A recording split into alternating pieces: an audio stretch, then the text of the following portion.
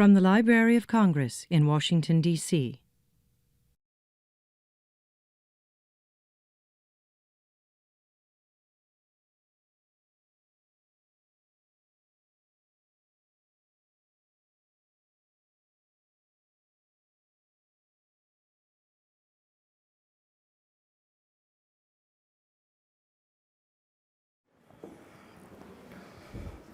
Good afternoon, ladies and gentlemen. It's a pleasure to be here, pleasure to see all of you, so many old friends here. My name is Marie Arana. I have the great privilege of being a senior consultant to the Librarian of Congress, Dr. James Billington, and I'm also a writer and formerly the editor-in-chief of Book World at the Washington Post for many years, and also a veteran of the publishing world. I worked for Harcourt Brace as a senior editor and vice president for many years, and then went on to work at Simon & Schuster as well. So I've been around the block, a bit of a veteran in all fields. But we've learned so many things in this conference so far, and it's just such a delight, such a pleasure to have heard Ismail Serageldin's wonderful keynote speech about the importance of words, and the report from the front lines of so many countries, South Africa and Russia, marvelous, and to learn that the first encounter between Europe and the New World, between the conquistadors and the Inca, was over a book. And that on and on with the heritage of Thomas Jefferson and the wonderful discussions about copyright that we just heard. Such a vibrant discussion, and so wonderful to know that it will go on in these summits as we go forward around the world. Now, what we have learned in the whole process is that the book culture is changing. Although we all know, I think in our hearts, that books will survive, the world of books which we have known for so long and to which we've dedicated our lives will shift, as it did and has done, from scrolls to books, from monks to people, and from leather-bound tomes to pocketbooks. I've just finished writing a book on Simón Bolívar, which will come out next year, and you know, Bolívar would take a printing press onto the battlefield, and he would carry it along with the cannon and the muskets and the horses and the cattle. There was the printing press, and the Spanish would laugh at him. You know, why was he lumbering through the jungle in the Andes and with a printing press? And he, in the course of liberating 6 countries, changed the language, because he began to write in a kind of Spanish that was very different, that was very vibrant, that was not the dusty old Castilian that was spoken or written in before. And somebody asked me just the other day, well, I bet if Bolívar were living today, he would have been using social media. And I'm sure he would have. Would he have changed the language? I don't know. Of course, that's what we're here to discuss, which will bring us to the subject of the making of books, which is, you know, the Bible tells us there is no end to the making of books. So we're very lucky, very fortunate to have a great panel of speakers. We're still waiting for the 4th one to come, and I hope she will come descending on us like an angel from on high. But we have 2 representatives of fiction. I wanted to make sure that we had 2 representatives of fiction from different, and nonfiction from different houses. And I chose Nan Talese and Geoffrey Kloske, as I invited them because I thought they were 2 very different corners of the industry. And it turns out that just, I think it was 10 days ago, a week ago, Penguin and Random House have merged, making probably the largest trade publishing conglomerate in the world. So although I thought I was inviting people from 2 corners of the world. They have become one corner of the world, even as we've gathered together here. We also are very fortunate to have Karen Lotz of Candlewick and Walker, a company that has consistently been one of the most innovative children's publishers around, and Niko Pfund, who represents the very revered scholarly publisher, Oxford University Press. Before I introduce each of them separately, I want to say a few words about publishing in general and a few cameos of the notable events of the past year, just to set the stage. And let me start with the events of the past year. First, after 244 years, the Encyclopedia Britannica announced in January of this year that it is stopping its presses, ceasing its print publication, and going 100% digital. The Britannica's last print version is a 32-volume, 130-pound, 2010 edition. That's one cameo. Another highlight from the year, number 2. In June, Folger Library announced that for the first time in history, all of its Shakespeare Library editions will be available in ebook format. For less than the price of a mass-market paperback, each of the Bard's works is now downloadable, electronically readable, and printable on demand. Cameo number 3. Publishers Weekly, which is the official magazine of the publishing trade, announced its choice for Publishing Person of the Year.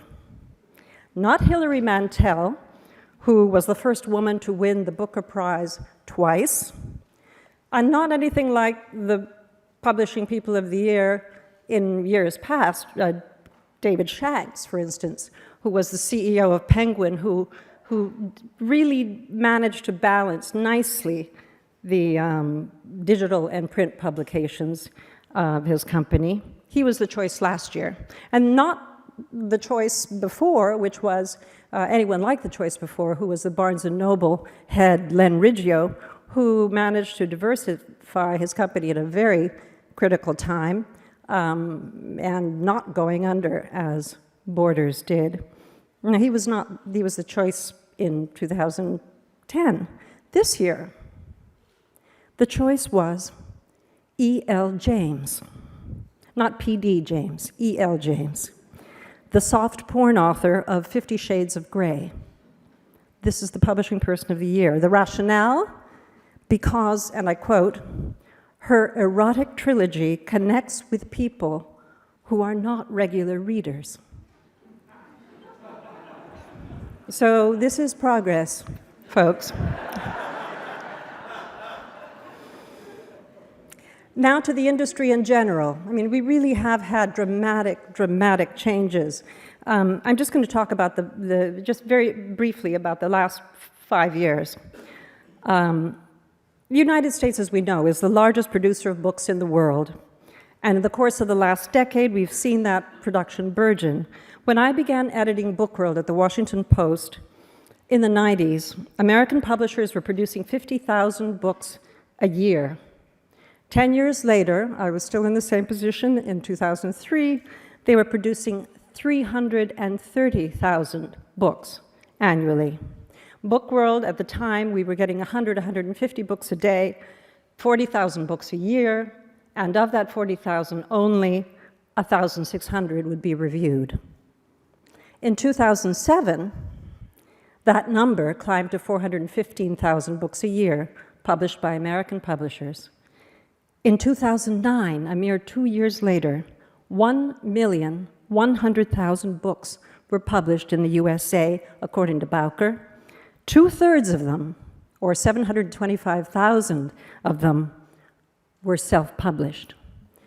So you see the whole idea of self-publishing, the social media, the Facebook culture, brought about a huge wave of self-publishing. In 2011, just last year, Bowker reported 3 million books published in this country, I suspect only about 15 or 20% of those were published by mainstream university or small presses. This means that readers are faced with exponentially more and more books.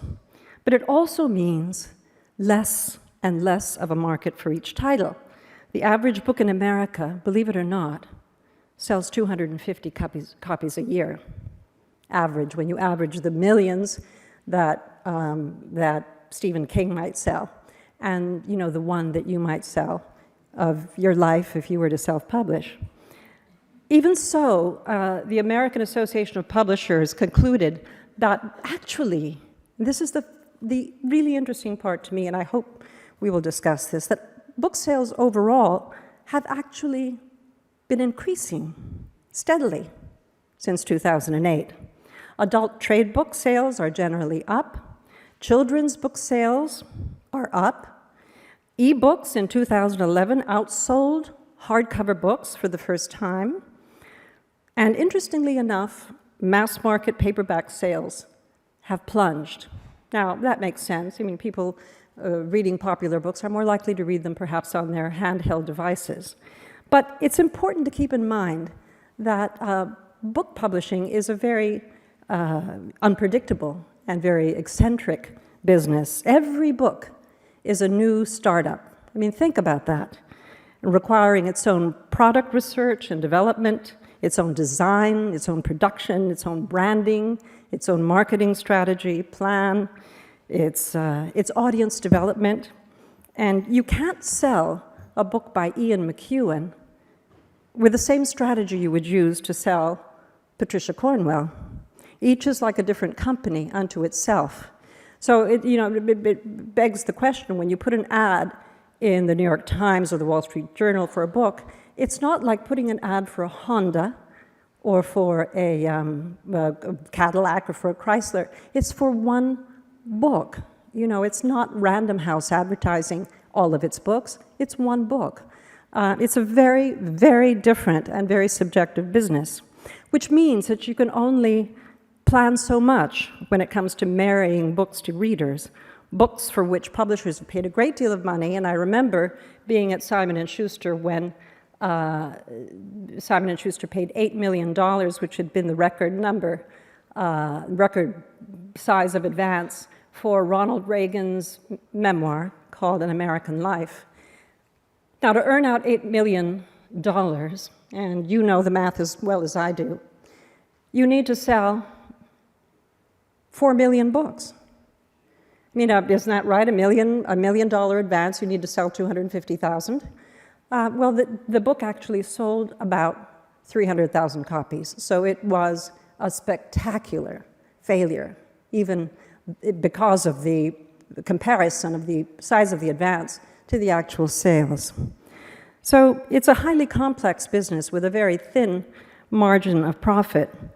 And you add to that the dramatic changes in technology and the public's demands for new ways to read, and you have an industry that needs to redefine itself, and nobody knows that more than these people who are sitting on this stage here to talk to you about it. You are either going to scramble to survive, or you are going to take advantage of the unprecedented opportunities, and that's what we're going to talk about today.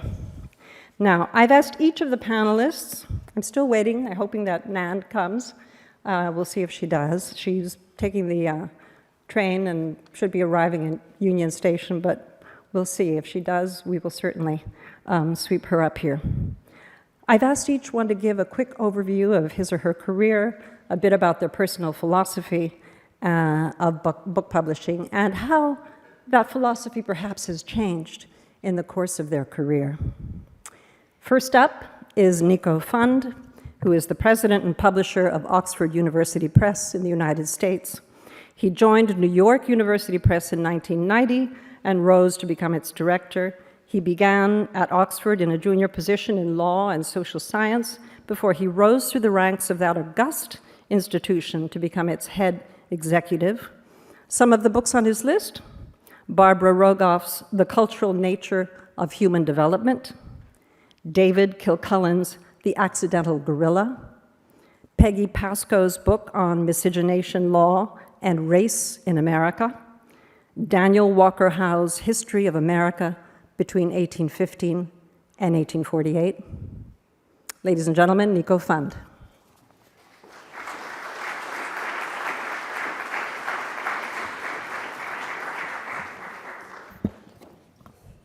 Well, thank you very much for coming here and listening to us talk on a Friday afternoon. I'm greatly flattered by how many of you have chosen to spend your afternoon with us.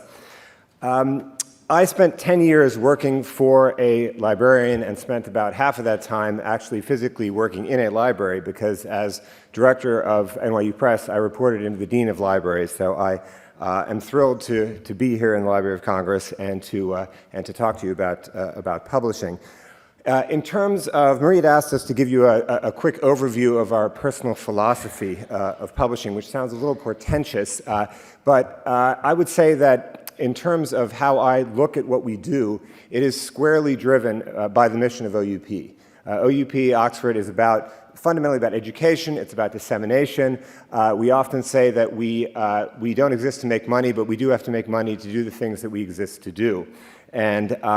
And that really does inform all of the work that we engage in. Personally, one aspect of what we do at Oxford that I particularly enjoy, and that is a kind of publishing that I think Oxford does especially well, and that I think is especially important these days, is to essentially take the work of scholars who often exist in fairly insular environments, speaking to members of their own discipline-based tribe, and try to help them translate their work to a larger audience. And that sometimes can be a real challenge, but it goes to the heart of what I think a press like Oxford should be doing, which is not just publishing works to very small groups of intellectuals, although that is actually an absolutely crucial part of what we do, but also trying to identify works that are of broader import and trying to bring those works to people who are interested but who do not reside in the academy. So I think the subtitle of the session today is The Publishing World Today and Tomorrow, and I want to look back a little bit and tell you the differences that I've tracked in the last 25 years in my time in publishing through the prism of how people have responded, say, at a cocktail party when I tell them that I'm in publishing. It used to be that there were essentially two responses. The first response was to ask me whether I read everything that we published, which at a press like Oxford is obviously completely impossible. And the other was to tell me about their book idea. And that, of course, is exactly as it should be. That's, our lifeblood as publishers, is the books people want to write. But I was always reminded of a statistic that appeared in Harper's Index many years ago, where, and those of you who know Harper's Index will know how they juxtapose statistics sometimes. And the first statistic was they asked a group of, actually a pretty significant group of people, a large number of people, how many people did they think, or what percentage of the population should write books? And if I recall correctly, and I'm sure I'm not going to get these statistics right, but it's an impressionistic anecdote more than a quantitative one. And I think the number was sort of 3 or 4%. And then they asked the exact same group of people, well, but what about you? Do you have a book in you? And something like 75% of people said, hell yes, I have a book in me. And I think that that's in some ways, that's where publishers live, right? That is, and that goes into some of the statistics Marie was providing about the explosion in ISBNs, the number of books that have been published, and I'll talk about that a little bit in a second. But now, when I tell people that I'm in publishing, there tend to be two reactions, in addition still to those two that remain. And the first is that people instantly launch into this impassioned monologue about their own personal reading habits. And it used to be, just a few years ago, it was how much they loved print, the relationship between the thumb and the forefinger when they're holding the book, the smell of the book, all of that. And what's been very interesting is how that started to change. And people now who I once would have thought, actually one of our sales reps no less, whom I would never have thought would start reading on a handheld, now says he only reads on a handheld. But the point is less that it's changed. The point is more that people feel incredibly passionately about this issue. And they will talk to you about it ad infinitum. And it doesn't really matter whether their habits are the same. It doesn't matter whether they're shifting. It doesn't matter whether they've switched entirely. The point is, it is something that people feel extremely passionately about. And if there's one thing that I hope you'll come away from, at least my comments, thinking, is that things really aren't quite as dire as they may look sometimes, or as some people might have you believe. I think that it's a challenging time for the publishing industry. I don't think there's ever been a better time for reading. And I think that that's a really crucial distinction, right? Because reading is a fundamental human experience. There's this fantastic quote by John Updike about how reading is the encounter in silence of two minds. And that's really important. The publishing industry is important as a means of facilitating that, but there's an enormous difference there, and I think that that's an important difference to highlight. So the second new reaction that people have is they essentially commiserate. They look at me and they say, "Oh yeah, wow, must be tough out there in publishing." Every time I pick up the New York Times and read David Carr's column about the media, the phrase "the crumbling publishing industry" comes up. And I think it's actually worth pointing out, relative to Marie's point about the Publishing Person of the Year, that last night, as I was sitting in my office trying to finish up, I was writing a letter to our staff, informing them that as one of the gifts that we're providing to our staff for the holidays, we're going to be giving everybody a free copy of a very short introduction to American history by the late Paul Boyer, who was an Oxford author his whole life and has written this marvelously tidy book about American history. And just as I was putting the finishing touches on this memo, somebody sent me an email, which was an article from the New York Times that had just gone online, about how Random House had given every single member of their staff a $5,000 holiday bonus. So that was obviously a little discouraging, but I think it's crucial to highlight that there's a direct connection between the publishing of an E.L. James book like that, which has been obviously fantastically successful, and the ability to actually sustain the publishing industry even as it's doing a host of other things. And I think I would probably differ slightly with Marie on that particular book, which I am going to point out that I haven't read yet, and say that, and here I'm parroting my wife, who's a teacher, that sometimes it is actually a useful thing just to get people reading. And I think that the notion, somebody a while ago was advancing the notion to me in a conversation that Harry Potter was essentially a gateway drug to books for an entire generation. And I actually thought that was a really pithy way of putting that.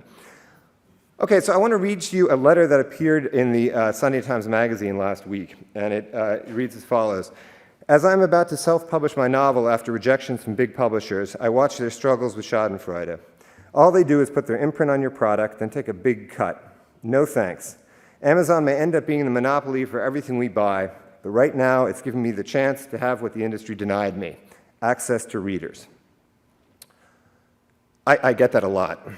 I think we all get that a lot in publishing. And my response to that is basically, well, yes and no. I think that one of the best things for readers, and arguably even for publishing in the last decade, has been that the democratization of dissemination, the way in which technology now enables anybody for a few $100 to print up their book of short stories, their poems, their family histories, memoirs, that's a really good thing. It might not be a great thing ecologically in terms of all the books that are being printed, or environmentally. But I think it is actually it's a good thing. And the E.L. James book, I think, originally started that way, or the trilogy.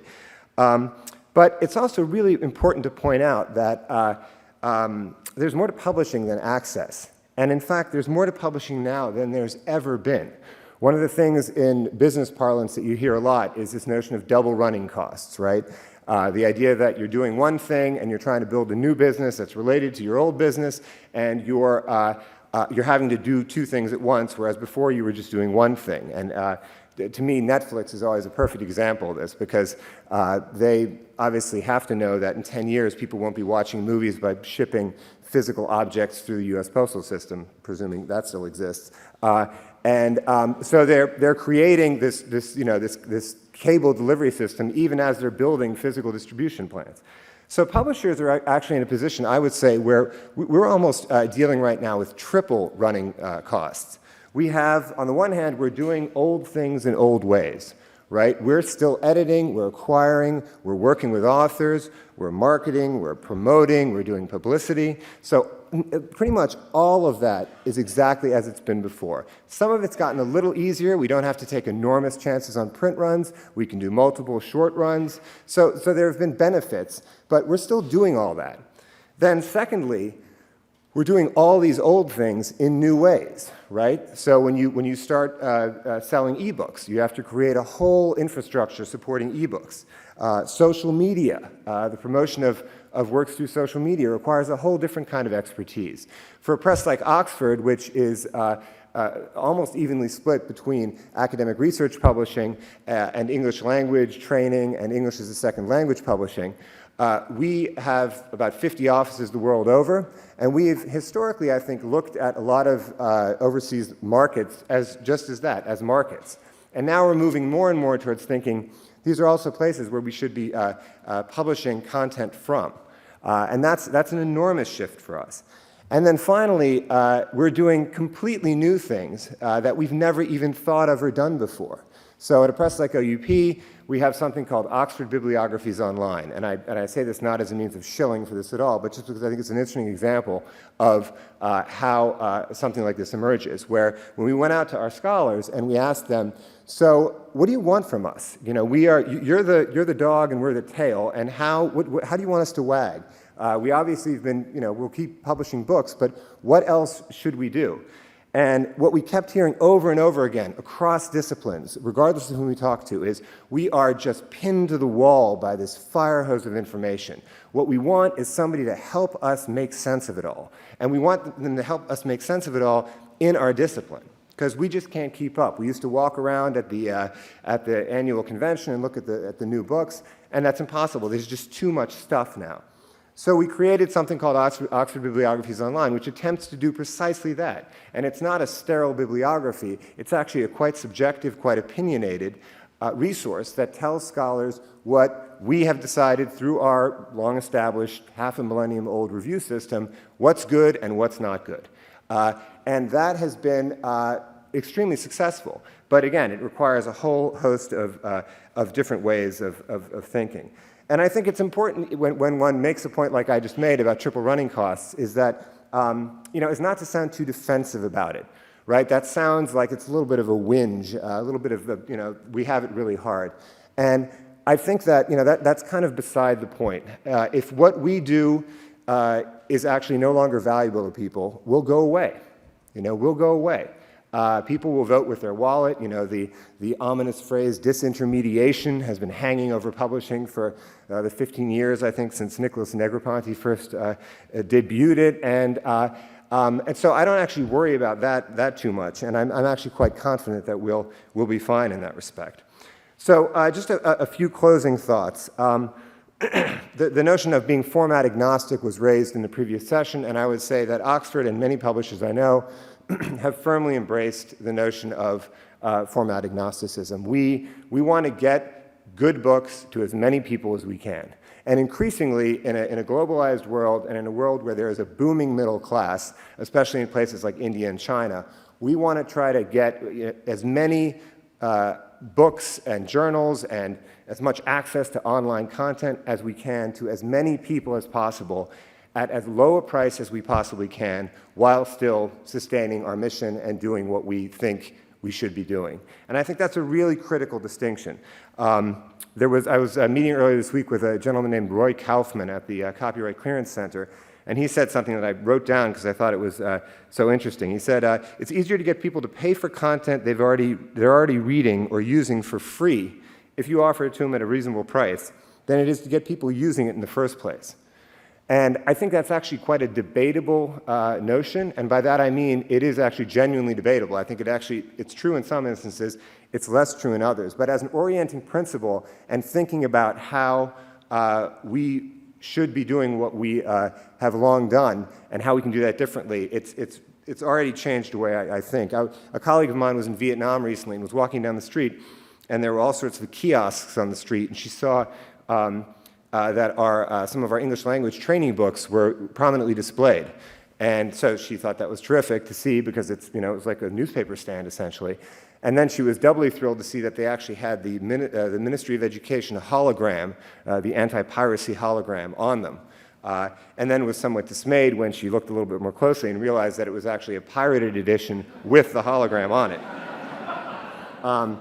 And I say pirated in inverted quotes because I'm not entirely comfortable with that term in that context.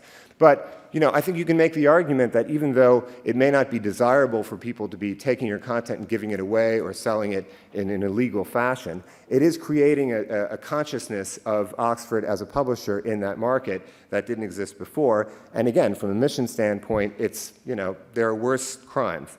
So finally, actually two closing thoughts.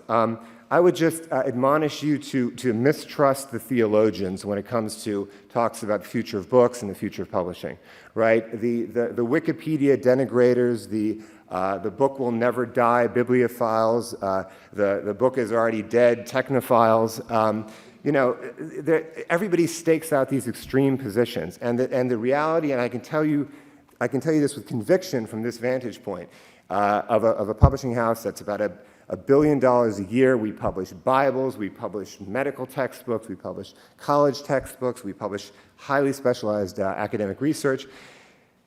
It's just a messy time right now. Everything is splintering and fragmenting, and one of the ways in which we're struggling is to figure out how to continue fulfilling our mission while sustaining the back office and back end aspects of all these new dissemination models. And a lot of that's just tedious, hard work. And that's kind of what I mean when I say there's more to publishing than just access. And finally, to close on I hope, an encouraging note, and I touched on this briefly a moment ago, but I really think that there has just never been a better time for books. I can't remember a time in the 25 years I've been doing this, I can't remember a 5-year period where a room like this has more people in it when you have a conversation like this, because people really do care about books. People have a deeply autobiographical relationship to books. And I think that given that we traffic as an industry in books, that actually bodes pretty well for us. So thank you.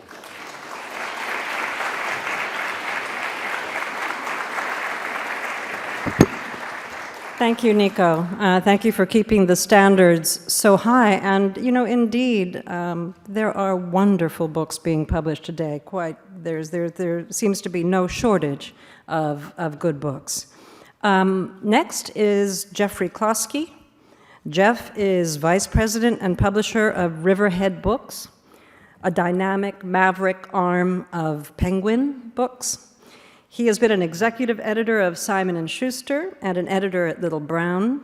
At Riverhead, he has managed to infuse the imprint with his own very distinctive personality. In the course of his career, he has published such authors as David Sedaris, Dave Eggers, Bob Dylan, Sarah Vowell, and Juno Diaz. Jeff Kloske.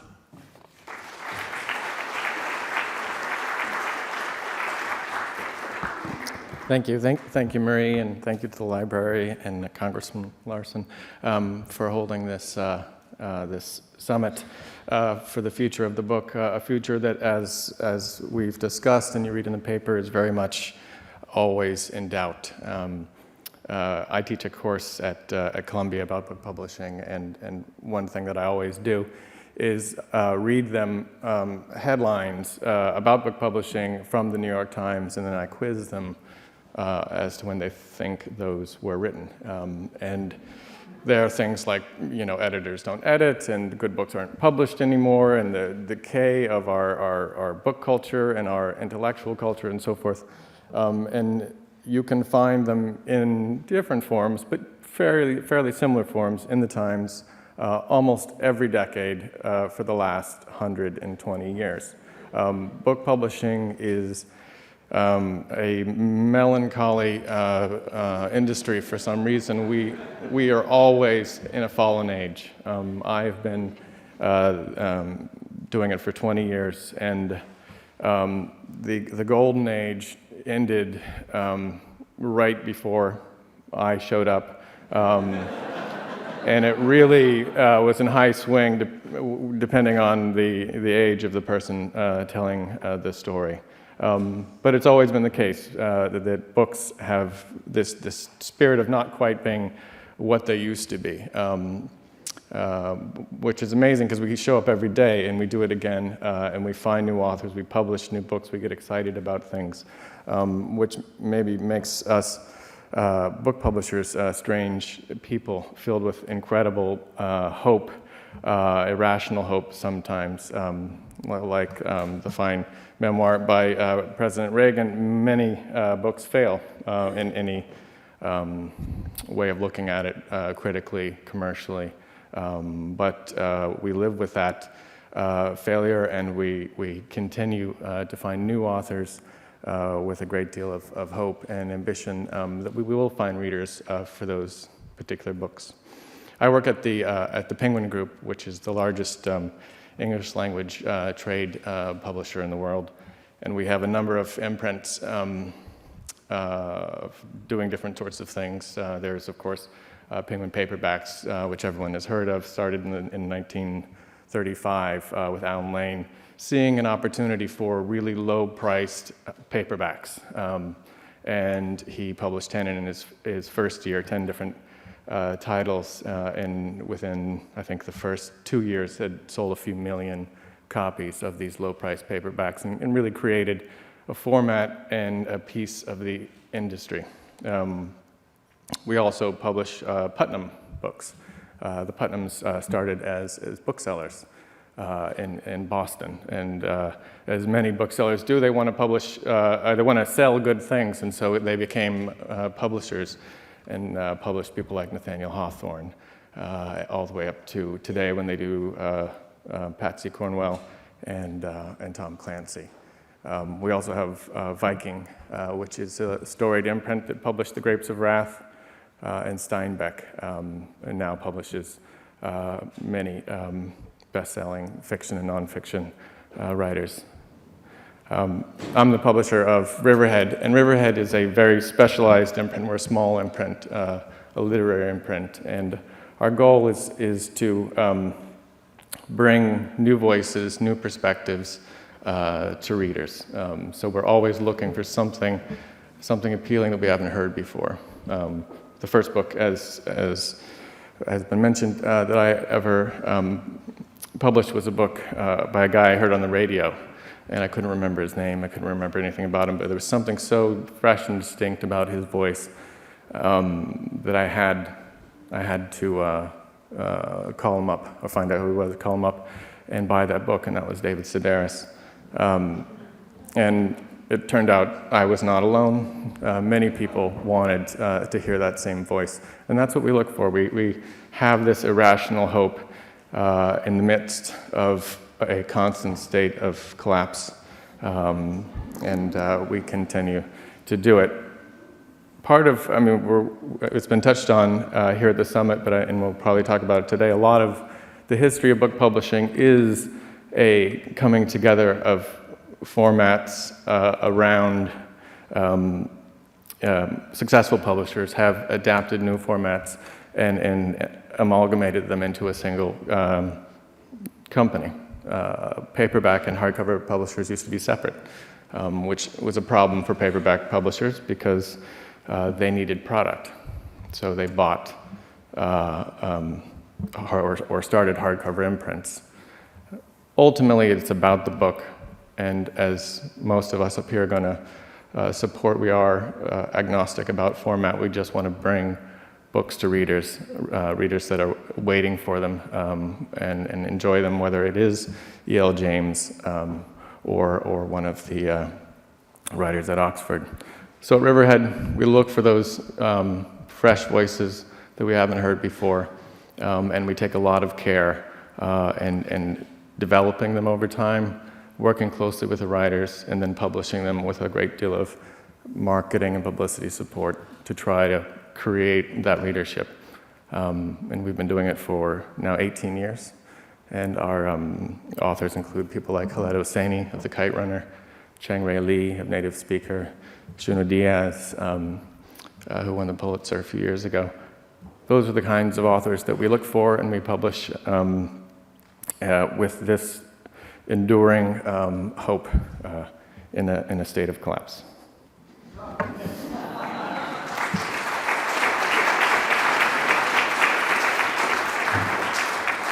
Thank you, Jeff. Obviously, not collapse with that kind of hope. Jeff has been enormously successful, and he's very modest about it. I'm so glad to see that Nan has made it. Hello, Nan. We've been nattering on about the publishing business, and I have explained that what I've asked of you is for you to tell a little bit about your career and about your personal philosophy of book publishing and how that philosophy has changed or held up or modified in your very long, quite illustrious career. Nan Talese is Senior Vice President of Doubleday, and she's the publisher and editorial director of Nan A. Talese Doubleday Books. She's worked at Simon & Schuster, Houghton Mifflin, before becoming part of the Random House pool. She's published some of the most distinguished and popular authors of our time, among them Margaret Atwood, Ian McEwan, Thomas Keneally, Barry Unsworth, Valerie Martin, and Pat Conroy. Nan Talese. I do apologize for being late. Amtrak's engine decided it wanted to put on the brakes, and it did it by itself, and they had a terrible time getting it on again, getting us going, but here I am. Well, as Marie said, I have a very long career beginning really learning publishing at Random House at the time that publishing, I mean, I think it's often referred to as the golden years, but Bennett Cerf and Donald Klopfer owned Random House, Roger Strauss owned Farrar Straus, Charles Scribner owned Scribner, Alfred Knopf owned Alfred Knopf, and so it was really, I mean, it wasn't a joke that it was gentlemen's publishing because, in fact, you had to have enough money to go into the whole thing to begin with. But I started at Random, and my interest has always been serious fiction and nonfiction. So that is what I've published through the 60s, and in the 70s, I was at Simon & Schuster, where I first began to publish Ian McEwan and Margaret Atwood, Barry Unsworth, and I commissioned Schindler's List at that point. It was a rather, Tom Keneally always submitted 2 books to be published at the same time, and one was perfectly wonderful, and the other was, I thought, a clinker. So I would I would make an offer on one, and I never was allowed to publish him. So one day I got a letter from him, handwritten, saying, I've come upon these remarkable files in a leather shop. Are you interested? Because you've always been so nice in liking my work. And I said, well, can you tell me a little bit more? And so he wrote a little bit more, and we had to have we didn't have a literary agent for him in dealing with this, because I found out later the Schindler archive, his life had already been sold to, I think it was MGM. So Tom had to pay back MGM in order to write Schindler's List. And I was dealing with a lawyer the whole time, and Dick Snyder, who was the head of Simon & Schuster, then said, oh, Nan, don't bother with amateurs, don't bother. But I was quite keen on publishing this book and publishing this author. So eventually I did, and paid a shocking price to today's market, $60,000 for world rights. And of course, the book has never been out of print, and only went back to more notice when Steven Spielberg did the movie. And I remember when Tom was in Poland, and he telephoned me, and he said, young Steven's really making a good film. Anyway, I stayed with Simon & Schuster until 1981 and went to Houghton Mifflin, which was much more, I learned a great deal about marketing at Simon & Schuster, but Houghton was much more the kind of old-fashioned publishing that I really felt at home with. And with me came, on their own volition, Margaret Atwood, Barry Unsworth, Ian McEwan, Keneally. It was wonderful. My authors just followed me. And I was at Houghton for about 6.5 years, and that was at the time that there were all of these takeovers. And at Random House, Random was the first one to go public. And Bennett Cerf called us all into his office and said, now we're going to go public and there's going to be a stock offer, and let me tell you what's going to happen. Everything's going to go up and then it's going to go right down again. So I'm not advising anyone to buy stock, I'm just telling you what we're doing. And then RCA bought us, and then I went to Simon & Schuster. When I was at Simon & Schuster, Gulf and Western bought Simon & Schuster. At Houghton was already a publicly held company, but Maxwell was trying to buy it, and only 10% did general books. And I remember the director, Austin Olney, kept coming to me in those first few months and saying, they're not going to sell the trade division. And I said, look, you've just brought me here. Stop telling me that you're not going to sell the place that I've come to. But they were very smart. It was very hard on general publishing. 90% of the company was the very profitable school division, textbook division. And I felt, as much as I loved Houghton and did not want to leave, I felt that the general books were being given short shrift, and I was traveling up and down between New York, because I was head of the New York office in a Boston company, so I kept having to take the shuttle back and forth. And the last summer I was there, I realized I was traveling 900 miles a week and not really doing anything worth anything. So I resigned. As I said, I resigned from the Boston shuttle, not really from Houghton. Houghton was a wonderful company, and I loved it dearly. But happily, Margaret Atwood, Ian McEwan, Barry Unsworth, Tom Keneally, everybody came along with me to Doubleday. And when I was at Houghton, poor Pat Conroy had a new editor for every single book, and they assigned me to him, and we got along terribly well, and that was The Prince of Tides. And I remember Pat is, every writer is very, very different. And Pat just sends 1,000+ pages, and it's up to you to do with it what you can. And having never worked with him, I didn't know what to do, so I made a scheme, like a movie scheme, of time frames, themes, characters. And when he came to New York to work with me, I remember he looked at it and shook his head and said, nobody ever has read my work this carefully. So, as you know, it was quite a success. And so we signed him up for another book, and that's just after that time, I went to Doubleday, and Pat kept ringing and saying, I really don't want to stay here without you, so I'll come to Doubleday too. And I said, look, you've got a perfectly good contract. I can't do anything about it. It's just entirely up to you. And so I think what he finally said was he was never going to write another book if they didn't let him go. So he came to Doubleday, and after I had been there 2 years, and it was rather chaotic, I said, listen, I can't work in this chaos. So I started my own imprint, and that was in 1990.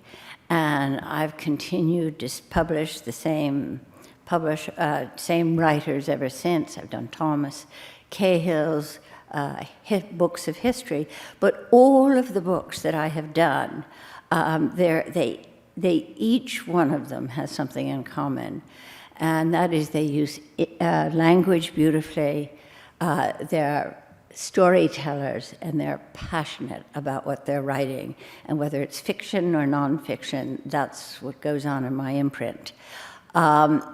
Obviously, in the last year and a half has been a very dicey time, to say the least, and I'm sorry I missed everybody else's talking about it. But I feel I've just been going on doing the literary fiction and nonfiction and flying under the radar, and the independent booksellers are great supporters of my authors.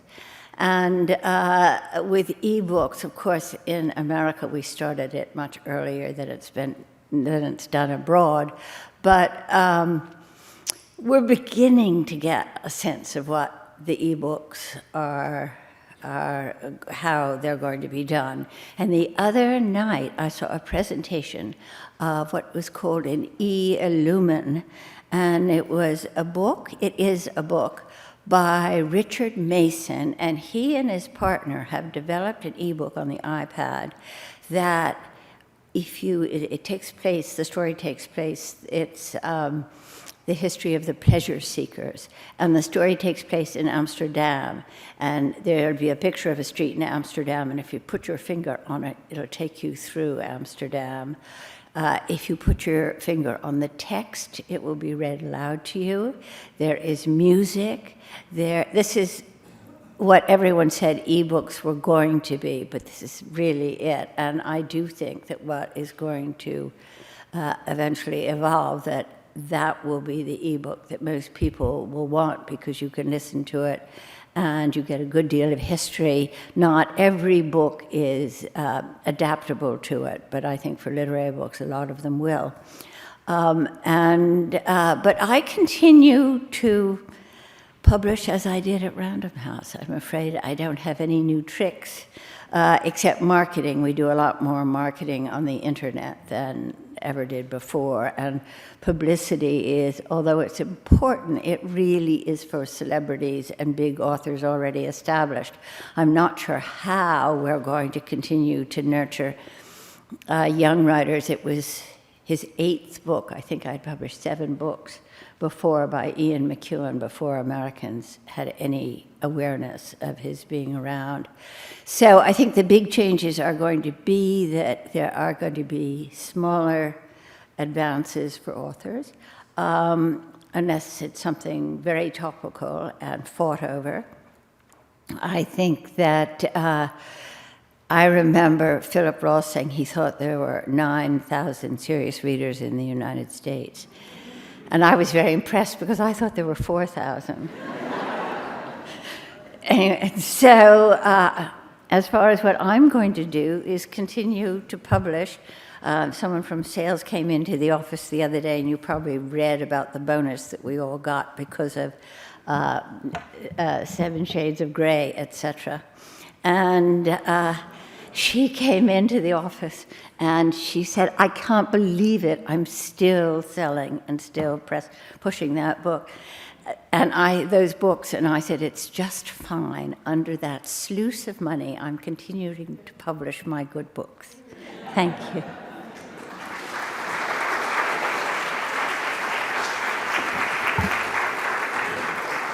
Thank you, Nan. And she does publish incredibly good books. So glad you could make it. Karen Lotz has been the president and publisher of Candlewick Press since 1999. Among her many books, the Marcy Watson series by Kate DeCamillo, What Color Is My World by Karim Abdul-Jabbar, Ladder to the Moon by Maya Sartoro Ang. Last year, she took on the additional responsibility of being the managing director of Walker Books, Candlewick's British parent company. The mother of 2 young children, she manages to split her time between London, the home of Walker Publishing, and Somerville, Massachusetts, where Candlewick is based. She is truly a global publisher. Please welcome Karen Lotz.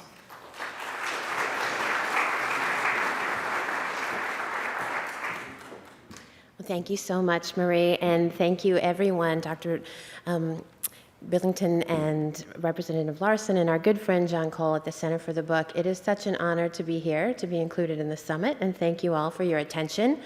One of our speakers earlier today, former Congressman Tom Mallon, who's now at the AAP, talked about how the world of publishing is divided into many different industries really now. And I would say that the corner that I hail from, children's publishing, is rapidly becoming even more different from our big book partners on the adult side. And in children's books, we actually call it adult publishing all the time, which we take it into the E.L. James family means one thing, and to us it simply means adult books versus children's books. But children's books is interesting when you think about the context of yesterday as well, because we've been looking at the past, and we've been talking a lot about classics and very, very ancient and beautiful books, such as the ones we saw last night. And the entire field of children's books is actually fairly young in this scheme. The whole idea of creating a literature specifically for children is rather new in the large history of publishing. And I think that that is something that's very interesting when you look at also some of the big titles that have united us over the past couple of decades. Harry Potter, which has been mentioned, Twilight, of course, more recently. A lot of these books have come out of the children's and the teen arena, and they have united readers actually of all ages in this sort of imagined community. But there was a time, not that long ago, there was a time when I began my career when that wasn't really true. I think I was probably always destined one way or another for a life in the world of books. I think my father knew this because when I was just about to head off to college, he took me out for breakfast, and he actually didn't live with me at the time, but he took me out for breakfast and he said, "I'll help you fund your college education as long as you promise this one thing." And the one thing was, don't major in English. So he had a good insight. He was hoping, virtually anything else I could have picked would have been fine. So with the unerring wisdom of youth, I agreed, and I went to college and studied Serbo-Croatian beat poetry. So an even more direct path to the job market was mine when I graduated. I definitely wanted to go into publishing, and I had lofty ideals of what I would do and what I would publish and the types of books I would work on. And I went to what was then the Radcliffe Publishing course, now the Columbia Publishing course. But I hadn't done my homework, and there was a tremendous amount of homework that you had to do before you showed up at the course. And again, showing my wisdom, I did not do my homework, and as the punishment, I was put into children's books, because at that time, nobody wanted to be in children's books. And at first I protested and I thought this was awful, but actually, when I met the practitioners who were teaching the children's book course, they were amazing people. They were so dedicated to their craft, and in that one summer, they completely changed not just my view of what children's books were, but my entire life. And I ended up going to New York and working for one of them at what was then E.P. Dutton. And the day that I arrived was also the day of the announcement of the first of many mergers, which would take E.P. Dutton all the way through the days of New American Library, Penguin, Penguin Putnam, and now, of course, Penguin and Random House, soon to merge. But when I arrived, it was still in these offices on 2 Park Avenue that had been its home for 100 years. And one of my jobs as the lowest assistant on the totem pole was to keep something called the key to the Centennial Library. And the Centennial Library was actually in the lobby of the building. You would walk in, roll up the carpet, put the key in the floor, and the wall would swing open, like in Batman or something. And behind it was the archives. And in that archives, there were just amazing treasures. There was, for example, Ernest Nister, who invented the pop-up book. There were his early dummies for how to make the first pop-up books. There were things like that. And also in my little cubicle, which was actually a closet in the hall, there was this locked file cabinet. And when I used to prowl around the Centennial Library at night, I also always wondered what was in that file cabinet. And one night I finally got it open. It turned out the top drawer was full of royalty checks from the 1970s that some assistant had not wanted to mail, and instead it kept filing in this filing cabinet. And then the bottom drawer was filled with original art from Ernest Shepard, lost for dozens of years, and ended up in the Children's Museum in New York. And all of this was going on for me, this sort of entry into the world of publishing and this discovery about publishing's past, when all these mergers and things were happening at the same time. And we were very quickly moved out of those offices, combined, put into larger and larger offices. And that was how my career sort of went, watching this amazing world of big business intersect with this artisan craft and the uncomfortable tension between those two things. And then when I had a chance to move to a company called Candlewick Press in Somerville, Massachusetts, I was very, very excited because Candlewick was an even newer company. We're actually only 20 years old this year, so I've been there for 13 years out of the 20. And we publish only children's books. So we start with 0, and we go all the way up through teenagers, and then we publish some books about the craft of children's literature as well. And we are part of a group of companies that has its origins in a man named Sebastian Walker, who was a Brit. He was a publisher in corporate publishing in England, and he decided that he needed to make a place where authors and illustrators could essentially come as a haven from big business. And so he founded this company, and when he died, he left half the company to his family and half to the employees, and we eventually purchased the whole company. So we have now Walker Books Australia. We have a children's television company that's very small and new, and we have the 2 big presses in the United States and in London, but we also have, as our owners, 150 of our authors and illustrators who publish with us for a long time, and we invite them to be part owners of the company. And what this usually means is that they're as depressed at the end of the year as the rest of us when there's not a tremendous amount of profit to share. But in the good years, it also means that we're able to thank them for everything that they do. And I think it's also a fabulous reminder to those of us who work on the creative teams that our authors and illustrators are really what it's all about. And they're part of the creative decision-making and the strategy of the company. And with this model, we have just sort of bumped along, and we have been able to really publish some amazing books and some amazing authors. And as Marie said, we try to do it globally wherever possible and wherever practical. And we are really, I think, an incubator in a way for the connectedness that's now affecting the whole industry, because basically in order to get our print runs big enough to work and to have the company survive, we've always had to work with each other. And even though we're sharing a common language, English in theory, there are a lot of challenges to that in the day-to-day practice of it. But that's Candlewick Press and Walker Books, and that's who we are. And the other thing I just wanted to quickly say about the sort of challenges, obviously we're talking a lot about the place where digital and print publishing meet, and for the YA portion of our list, the young adult portion of our list, that's extremely relevant. When you're talking about children's books, and you're talking about books for children 0 to 3, 0 to 6, what does that mean all over again? And I think it's just a whole nother question and a big new set of issues. There's a phrase that often comes up in our meetings when people are getting very stressed for one reason or another, margins aren't working, sales aren't happening, something's going on, and we'll be in the room, and someone inevitably always says, okay, this is children's books, it's not brain surgery. But a few years ago, it suddenly hit me, actually it is brain surgery, because what we're doing is we're creating the books that are building the reading brain, hopefully. And that is something that we keep very, very much in mind. We're trying to make the best books for children always, and our definition of that really means the books that will help children grow up to become lifelong readers. That is our definition of the best book. And as they're figuring out how, in their own mind, that part of us, that speech that's inherent, and the part of us that's vision is inherent, and they're putting it together with learning how to read and learning how to write.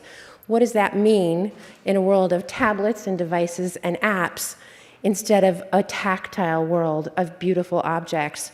I think it means only good things, but right now I would say we are definitely in the middle of the big squeeze. And if you'll pardon the metaphor, maybe it's the birth canal, and we'll see what happens when we come out on the other side. But it is a very, very interesting time, and I think it's important for all of us in this room who clearly care so much about books to remember that with this truly golden age of production that's going on, we need to figure out how to make those connections with those very youngest children and get them reading right away. And that will be the key to any future that we want to have. Thanks.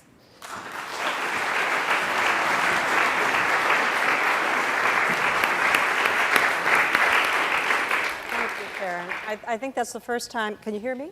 I think it's the first time I've ever heard of children's publishers as being referred to as brain surgeons, but it's very true. It's very, very apt. In fact, I'm going to ask a question about that in a moment. We actually have time for very few questions, so we only have 15 minutes, but which means I will limit it to the big questions. And the big question, I have two big questions, really.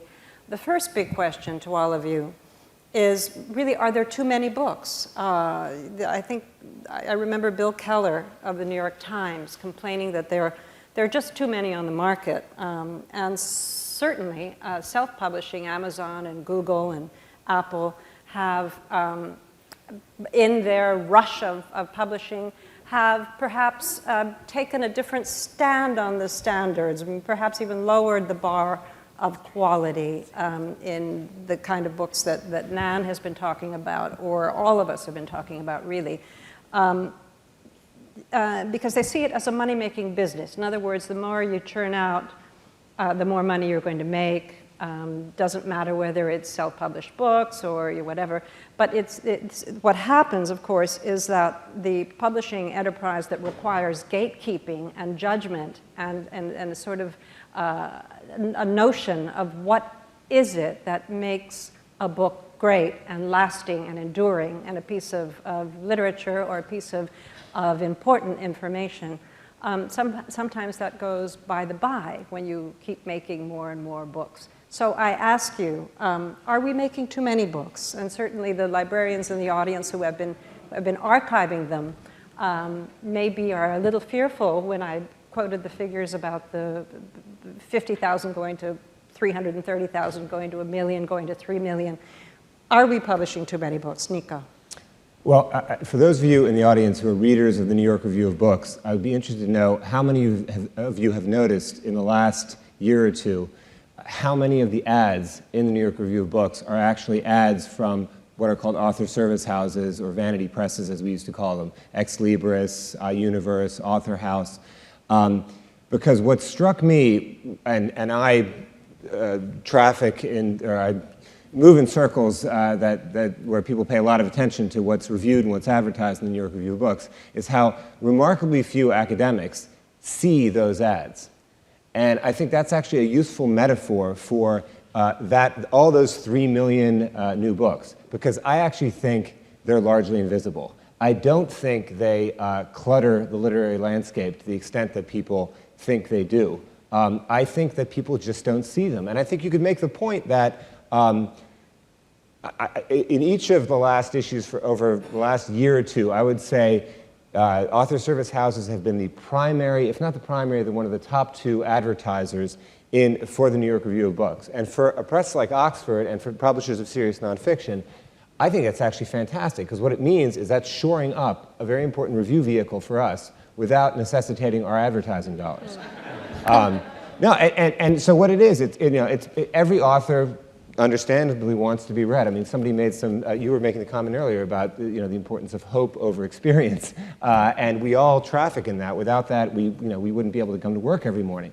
But I think the question is actually more a question about, are there too many books published by traditional publishers? I think there probably are, but I don't have any idea how one goes about preventing that, or whether that's actually genuinely a problem. So, I think there are too many books, and I think there always will be too many books. But of all the arts, the book is the most personal. I mean, we view movies together, we see paintings and photography in museums together, we listen to music together, but when you open a book, it's you and the reader's voice, and that's all. And because it is very personal, there are, people have a lot of different taste. I mean, I know a lot of the bestsellers are books that I've passed on because I didn't think they were good enough. So that's rather hard for the company to keep me going. But I think one thing, there are too many books, and I think the other thing is that now we all have to begin reading foreign literature and understanding more in the global community, where I think I do quite a bit of translation, which you know, maybe 2,000 copies are sold, but there'll be a few in ebook, and a bit by bit they will grow. And it's just that people have very different tastes. And with Amazon and with self-publishing, I mean, people will, you know, the 50 Shades of Grey was not self-published. It was just a small publisher that published it in Australia. But, you know, I think there always will be. But I think editors, probably, there are too many editors acquiring books. And we'll see if that goes down. But the one thing you're mentioning, the New York Review of Books, and I always ask that advertisements for my books be put in the New York Review of Books, because I think that's where serious readers are. And so that for my type of book, that's perfect. For best-selling, you know, page-turning bodice ripper, probably USA Today is the best place to advertise. But we'll always have too many books. Jeff? I think the notion of publishers as gatekeepers is a false conceit. And now with the author services, everyone should just give it up. It's never been the case. There are no gatekeepers because there's no gate. And self-publishing and distribution has actually been possible in physical form for decades. So it's the wrong way to think about it. Some people now like to talk about, well, it's more like curation, which is the new. I think that's the wrong conceit too. It's more enthusiast, publisher as enthusiast, and you have millions of books published, and you have to pick the good ones and share that enthusiasm with a lot of people, and that's the challenge. It's not focusing on the number of books. Is that me? Is the wrong way to go about it. I like that, enthusiasts. How about you? I think that we could flip it and we could say the fact that there are so many books being published means that there are so many more writers. And as we know, writers are great consumers of books, so therefore there are a lot more readers. So if those writers would just actually buy more books, we could get those average print runs up right there. Start with that community and then build out. A little loving circle. That's right. Virtuous cycle, yeah. Oh, an E.L. James joke. Right. Now I want to ask.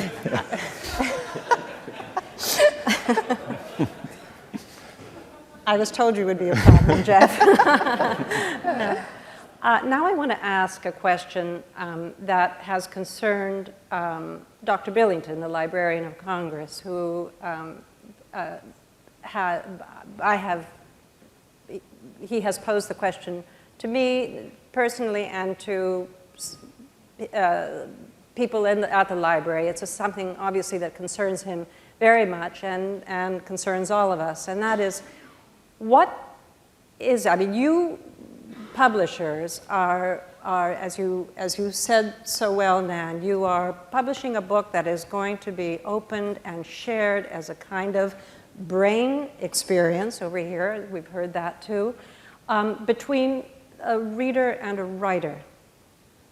And we've known what that has meant over the course of centuries of reading in the codex form.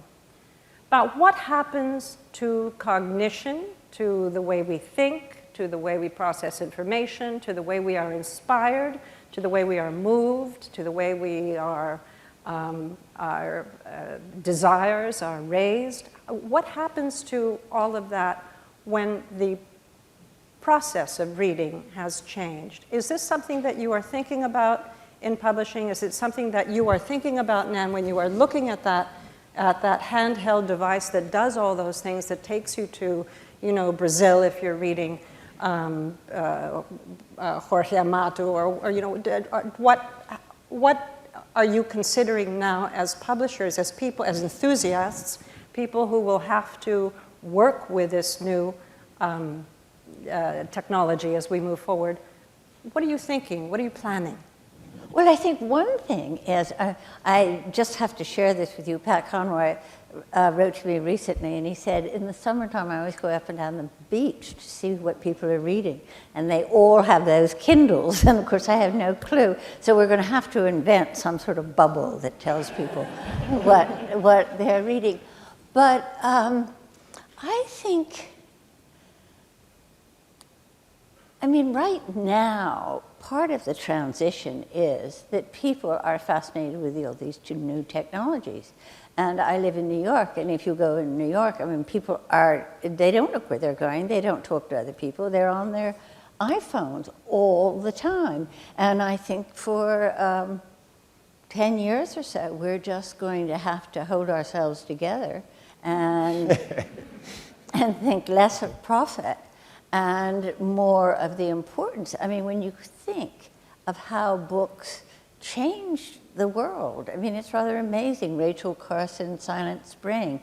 I mean, but now I think I remember Norman Mailer said when television became so popular, it's not what's on television that's harmful, it's every 15 minutes there's a commercial.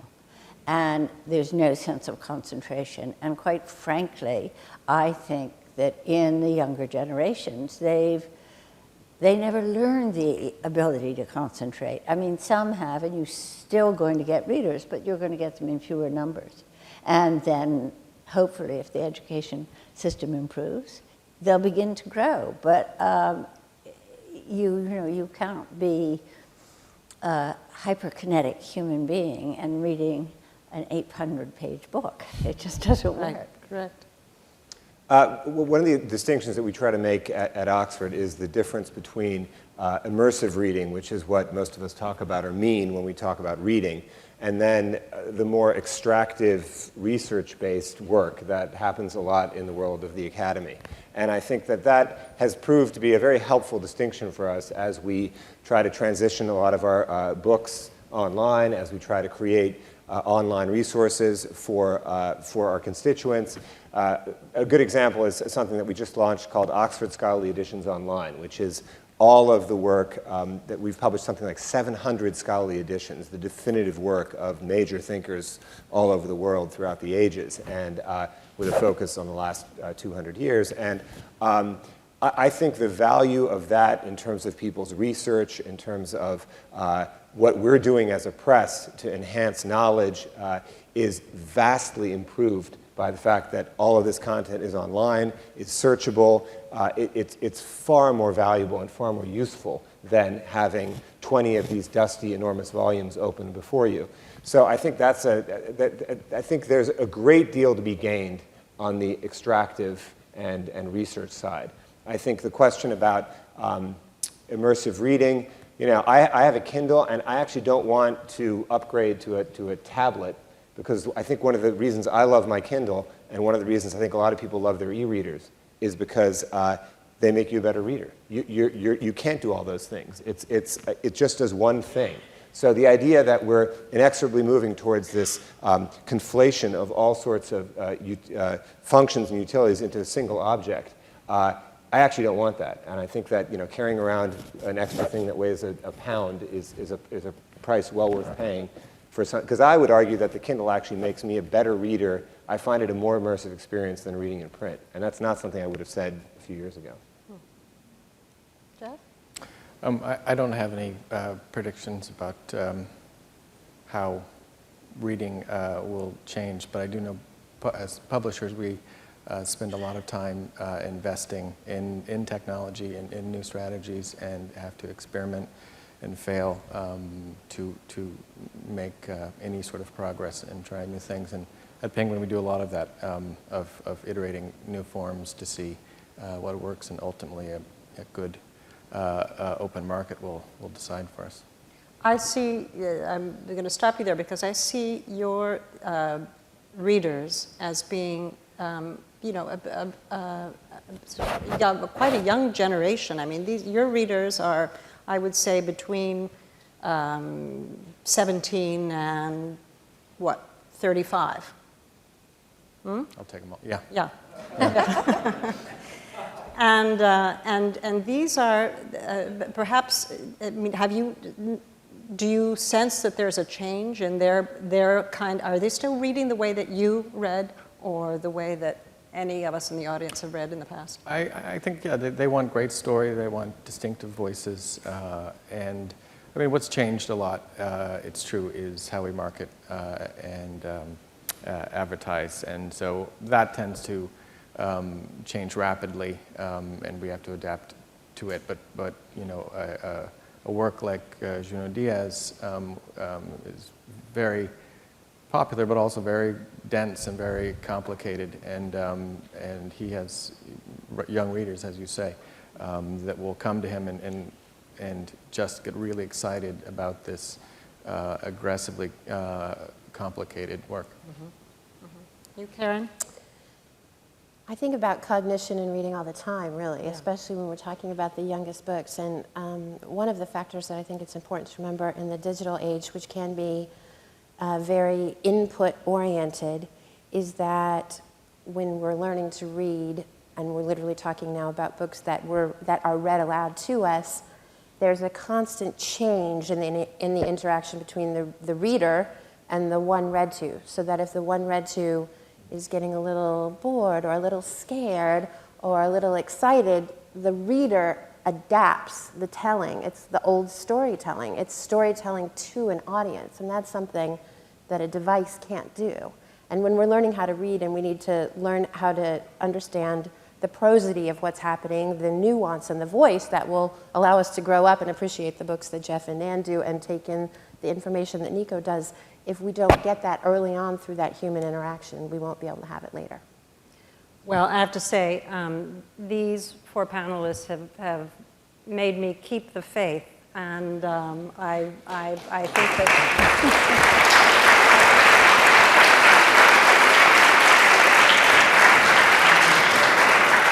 It's been wonderful. I want to thank Congressman Larson and Senator Reid for suggesting the summit, and I want to thank Dr. Billington for holding it. But I want to thank you especially for coming and giving us a bit of your expertise, and so good of all of you to come and listen. Thank you very much.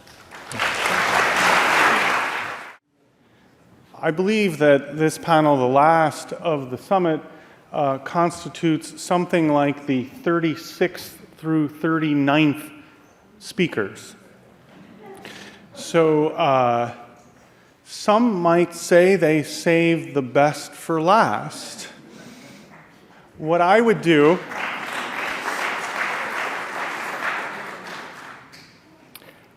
I would like to introduce the speakers very briefly one at a time and let each one have her or his due. If we have time, we'll have some questions. Then I will try to offer a very brief conspectus of the summit by way of what I believe are three important questions we should come away with based on the remarks we've heard. And then we shall adjourn to a reception and the handing off ceremony. So very briefly, not to give her due at all, but Karen Keninger is director of the National Library Service for the Blind and Physically Handicapped. She holds the highest position in the land for handicapped service. No wonder then that she's the current president of the National Council of State Agencies for the Blind, and she's the past chair for 6 years of the Consortium of User Libraries. She is truly one of the world leaders in her field, and we are very privileged to hear from her this afternoon. Karen.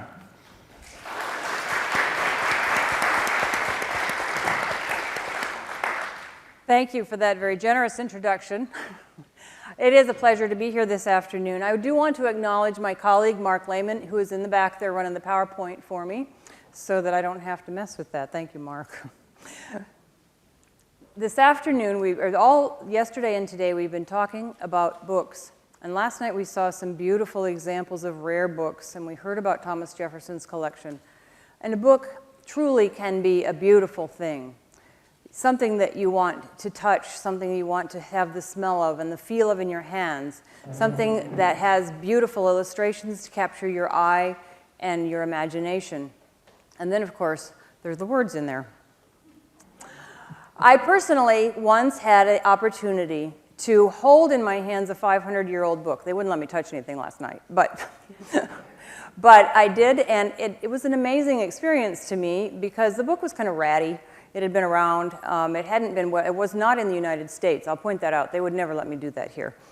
But where I was, which was not here, they just said, oh, here's one. You can look at this. And I did. And it was old and well-worn. But the thing that was remarkable to me was the fact that someone from 500 years ago had written that book, and it was here to talk to me today, if I could only read it.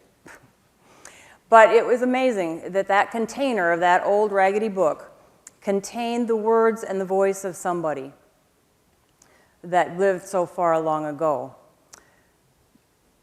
Books as physical objects, we line our walls with them, we trade them, we share them, we hand them to our cousins and our sisters, and we say, oh, I read this fantastic book, here, you've got to read this. Or we study them, and we treasure them. Beautiful, handy, functional, well-loved containers. But containers nonetheless. The real treasure, as we've heard before, is not the binding, it's not the gold leaf, it's not the vellum, it's not even the ink on the pages, it's the words. It's the meeting of minds that a book can entail, the transfer of information, the sharing of ideas, the exploration of possibilities, the cultural imperatives, and the good old-fashioned stories contained in books. That's what makes them truly valuable. As a work of art, it has value in itself as an object, but really, it's the ability to read it, to study it, to evaluate it, and then to add to the world's dialogue. That's what matters. And the creative work contained in a book is the key to that sharing. As a container, its content has worked for most people for a very long time. But for some of us, a book like this one is one of the most frustrating, aggravating objects in the world. Why is that? It's because it's tantalizing. There are voices inside this book I want to hear. There are stories that I want to know. There are perspectives that I want to understand. But I can't access this container. I cannot access the voices within. Now, I'm not the first person who's had this problem, and I won't be the last. I'm sure that you have picked up a book in a language that you didn't understand and wondered, wow, if I could only read Chinese, or if I could only read something, Sanskrit or whatever I can't read, I could unlock the treasures in this book. Louis Braille undoubtedly had this same experience. He wanted to know, but he was blind in France 200 years ago, and he couldn't read. And still, he wanted to experience the literature of his people. He wanted to share in that dialogue that Dr. Billington talked about. He wanted to be part of the world, and he had things to say. They say that necessity is the mother of invention, and it was necessity, not just a wish, not a desire, not a passing fancy. It was an imperative, a necessity that led him to create a reading and writing system that he, as a blind person, could use as fluently, as independently, and as readily as you use papers and pens. Louis Braille wanted to participate in the dialogue. He had things to say. He had a perspective on life that was unique to himself, and he wanted to know about other people's thoughts and ideas and experiences. He refused to accept what others thought was a simple fact that a blind person couldn't read. He heard about a night writing system developed by the military, and he took that idea and he refined it to create the reading and writing system that we know by his name today, which is Braille. Braille has a one-to-one equivalency with print. There's an A, a B, a C, a period, a question mark, a parenthesis. Whatever. So when I read Braille, I am not reading a foreign language. I am not reading some obtuse and obscure thing. I'm just reading English in a font that my fingers can recognize. Now, a Braille book is not a particularly beautiful thing in itself. I've never seen a beautiful Braille book. Its covers are bare, and there's no photos, there's no fancy writing, no creative art. And it's bulky, and it's kind of big, and it's not really all that handy, but it is a book in the critical sense of the word. It contains the words of the author, and thus the thoughts, the ideas, the messages, the viewpoints of the person who wrote it. And I can sit down with that book and have that one-on-one dialogue with that author, whether they are Shakespeare or Homer or that James person. My container is different, but the content is the same. And I've been reading books like in Braille since I was 7, and I've had the same excitement and the same joy and the same vistas of possibility that my sighted sisters had. But the numbers of books in Braille are limited. It's expensive. It's a niche market. There's not very many people that produce them. The National Library Service for the Blind produces about 500 of them a year, which, as we just heard, is not very much compared to 3 million. Blind people want to read whatever's out there, not just the book that someone else picked, but any book, every book. So enter a pair of visionaries, Kenneth Jernigan and Ray Kurzweil. Jernigan is blind, but he wanted to read print books. He wanted to read everything that everybody else had access to. Ray Kurzweil is sighted, but he knew a whole lot about computers, and he had an idea that he thought would solve Jernigan's problem. So he combined what he knew about computers and cameras and all of that, and he created the first ebook system. He used optical character recognition to scan the book into the computer, and then a synthesized voice system to read it back out. It was a big refrigerator-sized thing with magnetic tapes and a great big console keyboard, and it cost $50,000. So it's not something that you could just set up in your living room. But for the first time, a blind person could take a print book, a book like this, print pages, and lay it down on that thing and suddenly have access to the book without an intermediate organization having to put it into Braille for them. I remember reading my first book on the Kurzweil reading machine in 1978. That was 20 years or more before the Kindle came out. Now, the book I read was James Herriot's All Creatures Great and Small. I remember that because it was such a big event. It wasn't a scholarly book, and it wasn't something I had to read for school or anything, but it was something I could read. It was really exciting. And 10 years later, I had my own computer and a scanner, which worked so hard I had to take the cover off the computer and put a fan on it so it didn't burn up. But it was a scanner, and it would scan material into the computer, and I could read it or I could Braille it out. This was my first access. This was an expensive system, but it was something that I could use.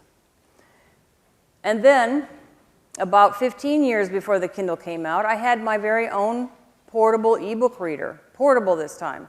It looked like this up here on the screen, a small computer with a refreshable Braille display across the bottom. Now, refreshable Braille is a system where little pins make the dots. They pop up and down according to what the computer tells it to do. It makes a line of text across there. You have to only read one line at a time right now, but that is a refreshable Braille display. So I could put my book, or I could put 100 books in that, because now they're just small e-text files. And I could carry it with me anywhere I wanted to go and read it wherever I wanted. I now, for the first time, could take it to the beach. I could take it on the bus. I don't have beaches in Iowa where I come from, so mostly it was the bus. But I could read wherever I went. Today, this optical character recognition software, this whole technology that was developed initially and refined so that a blind person could read a book, is being used in all kinds of settings. We've heard a little bit about Google and HathiTrust and that sort of thing. There's all kinds of ways that it's being used today. I happen to be kind of excited about HathiTrust, by the way. But my refreshable Braille display with these little pins that pop up and down with these little actuators, that's expensive technology. One of those things costs about $80 per cell. So my display, if you multiply that by 32, is a little bit expensive and too expensive for a lot of people. So we have developed synthetic speech. It was pretty primitive at first and not particularly easy to understand. It sounded like this. Chapter 1. It was almost midnight in Virginia, late for the farmlands north of Richmond, when the breathing quickened in the stall, the phone rang in the Gentry home, and two men came out the front door, hastily crossing the lawn to the car. They swung out the driveway onto the deserted road and took off north. Now, if you think that's a pleasant way to read a book, they have improved it with time, and it can now sound like this. Chapter 1. It was almost midnight in Virginia, late for the farmlands north of Richmond, when the breathing quickened in the stall, the phone rang in the Gentry home, and two men came out the front door, hastily crossing the lawn to the car. They swung out the driveway onto the deserted road and took off north. You may not realize it, but that is exactly the same thing that the first one read. It sounds a lot better, you can understand it more easily, but it's still synthetic speech. One size does not fit all in the blind community any more than it does in the general public. A lot of blind people do not read Braille, and the reason they don't is often because they are older when they lose their vision, and it's difficult to learn to read Braille as an adult because of the wiring you have to develop between your fingers and your brain, I think. So a lot of people didn't learn Braille, but they still wanted to access the treasures that are found in books. So the National Library Service for the Blind and Physically Handicapped back in the 1930s invented a new kind of container, the talking book. It was the first time that long-playing records were used to record human voice and read a book. The NLS paid actors to narrate entire books, and the result was access to the content of a book by listening to it being read. Although it harkens back to the oral tradition of years past, it added the full, carefully crafted content of the written word. And here's an example. Love's labor's lost. On a day, alack the day, Love, whose month is ever May, spied a blossom passing fair, playing in the wanton air.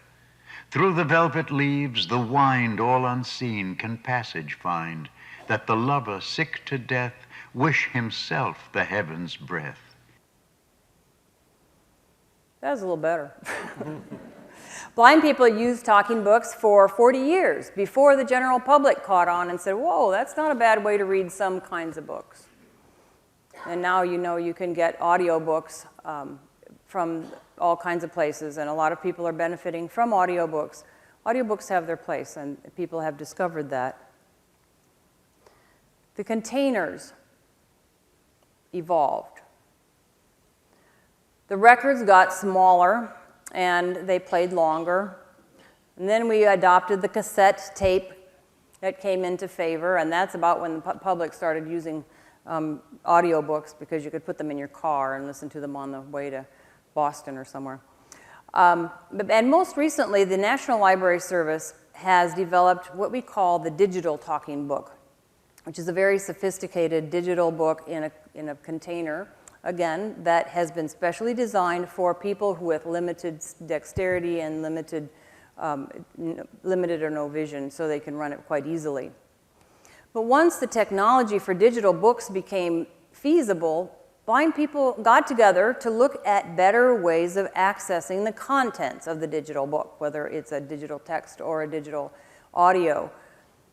Because now we don't want to have to read the thing from start to finish without, moving around in it. We wanted to be able to jump to page 57. We wanted to be able to find out, go from chapter to chapter, or skip this boring part and go to the next part. The DAISY Consortium was formed, and its members were organizations serving the blind. Based on the unique experiences of this population, the consortium developed the concepts and standards for structuring a digital book so that it could be navigated without reading it straight through. And this, in turn, laid the groundwork for EPUB 3, which is the current open source format used by a lot of mainstream publishers. And we would like to see it used by all, because it's very accessible. What does all of this have to do with the International Summit of the Book? Well, folks, the book as an artifact, as a physical work of art, is certainly a beautiful and treasured thing. Its important cultural icon, the paper book, with ink letters on pages, is a comfortable and familiar container, but the real value of the book lies in its contents, the words, as we've heard for the last 2 days, the stories, the ideas, the information that it contains. The intellectual content of the book is what matters. And it's much less than whether it's a paperback, a hardcover, or an ebook, an audiobook, a multimedia presentation, or even a computer text file. If you can open it, access it, read it, understand it, dialogue with the author, incorporate its ideas, and carry on the dialogue, the book has done its job. We will not be reading 10 years from now the way we're reading today. Not you and not me. Some of the changes will be like Braille, very efficient in a niche market, but not widely adopted in the general public. Others, optical character recognition technology, audiobooks, synthetic speech, and things we don't even dream of today will blossom and change the way we read, the way that we manage the amazing amount of information that comes at us every day. The lessons of the past tell us that innovations have come and will continue to come from unexpected places. So I challenge you to look around you today, and when you get back home, look at the people that you don't know, the people on the street, the people in the cafes, the people in the libraries, and wonder what imperative drives that person, and what can that person contribute to the world's conversation, and how can we help each and every person on the face of the planet to continue that dialogue. Because, as Dr. Billington told us, civilizations rise from the work of creative minorities. And we don't know who those minorities necessarily are. Thank you.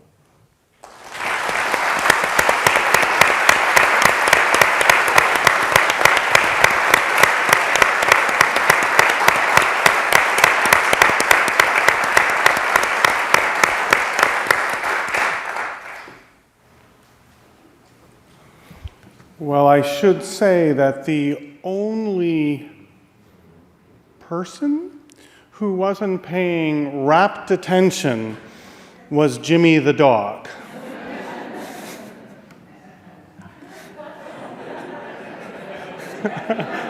He heard his name. Thank you so much, Karen. Much to discuss. Fenella France, our next speaker, is Chief of the Library of Congress Preservation Research and Testing Division, a world-leading heritage preservation scientist. She has done groundbreaking work on some of our nation's most precious objects, among them the draft copy of the Declaration of Independence that we saw yesterday in Mark Dimination's presentation, and the U.S. flag that flew over Fort McHenry. She'll kill me for putting it this way, but prepare yourself for book history CSI. Fenella France.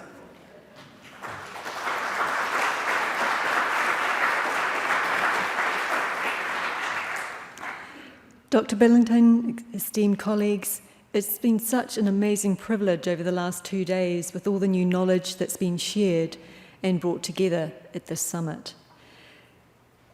It was discussed yesterday, and it seems to be a continuing theme throughout, that the library is a resource of knowledge that leads to new questions, but it can't be just information, it must be knowledge.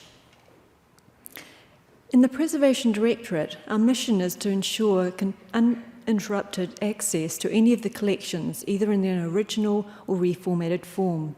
And this ties in very nicely with the use of new technologies and how do we actually access that content. With spectral imaging and some other non-invasive new technologies, we can actually access non-visible information and change this information into content knowledge from our books. We can create accurate digital renderings of that information and make it more accessible in terms of what I'm coining the digital cultural object. And I find that very interesting because if we did not have the original materials, we could not use these new technologies to pull out the information that's in them. So the preservation of these original materials is a critical component of being able to move forward and access this new information that we are.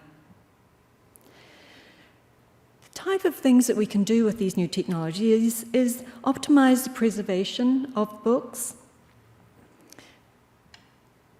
deferring to Michael here, enable forensic type analyses of materials, but I must say, unlike CSI, we can't quite do it in the same time frame. I wish I could do it in 1 hour. Doesn't quite work.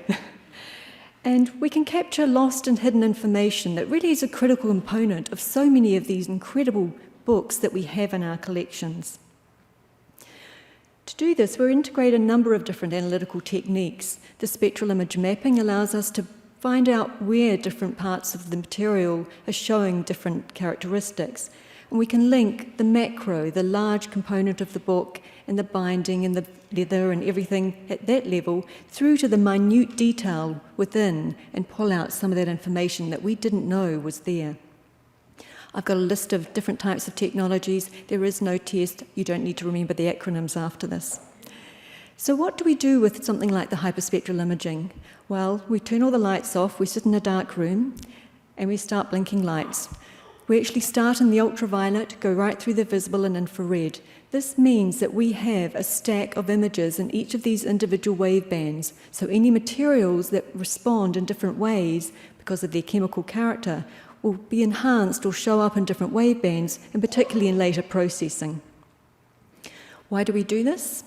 Well, it's essentially looking at taking something from remote sensing, looking at the world, to looking at our books. The archaeology of what we're doing is digging into our books, finding out what's there that we didn't know was there. And I'm sorry, I'll stop that before you go blind watching it. So hopefully you all saw Mark Domination's wonderful presentation yesterday on the Jefferson's Library, what was the formation of the Library of Congress. And I had the honour of looking at this handwritten draft of Jefferson's Declaration of Independence. As you can see, there's very neat cross-outs in most places. If it's not him directly in the margin, he assigns Dr. Franklin or Mr. Adams. When I was looking at this in different wave bands of all those blinky lights that we saw earlier, I actually saw one place which looked unusual. It was actually a smudge rather than a direct cross-out. In this region here where it says fellow citizens. When I started looking at this and doing some of the processing we can with all those different wave bands we have available, I started to look like something coming up underneath. Now the inks here were very similar, so it was quite difficult to separate it out, but I think towards the end there you can see what sort of looks like a T.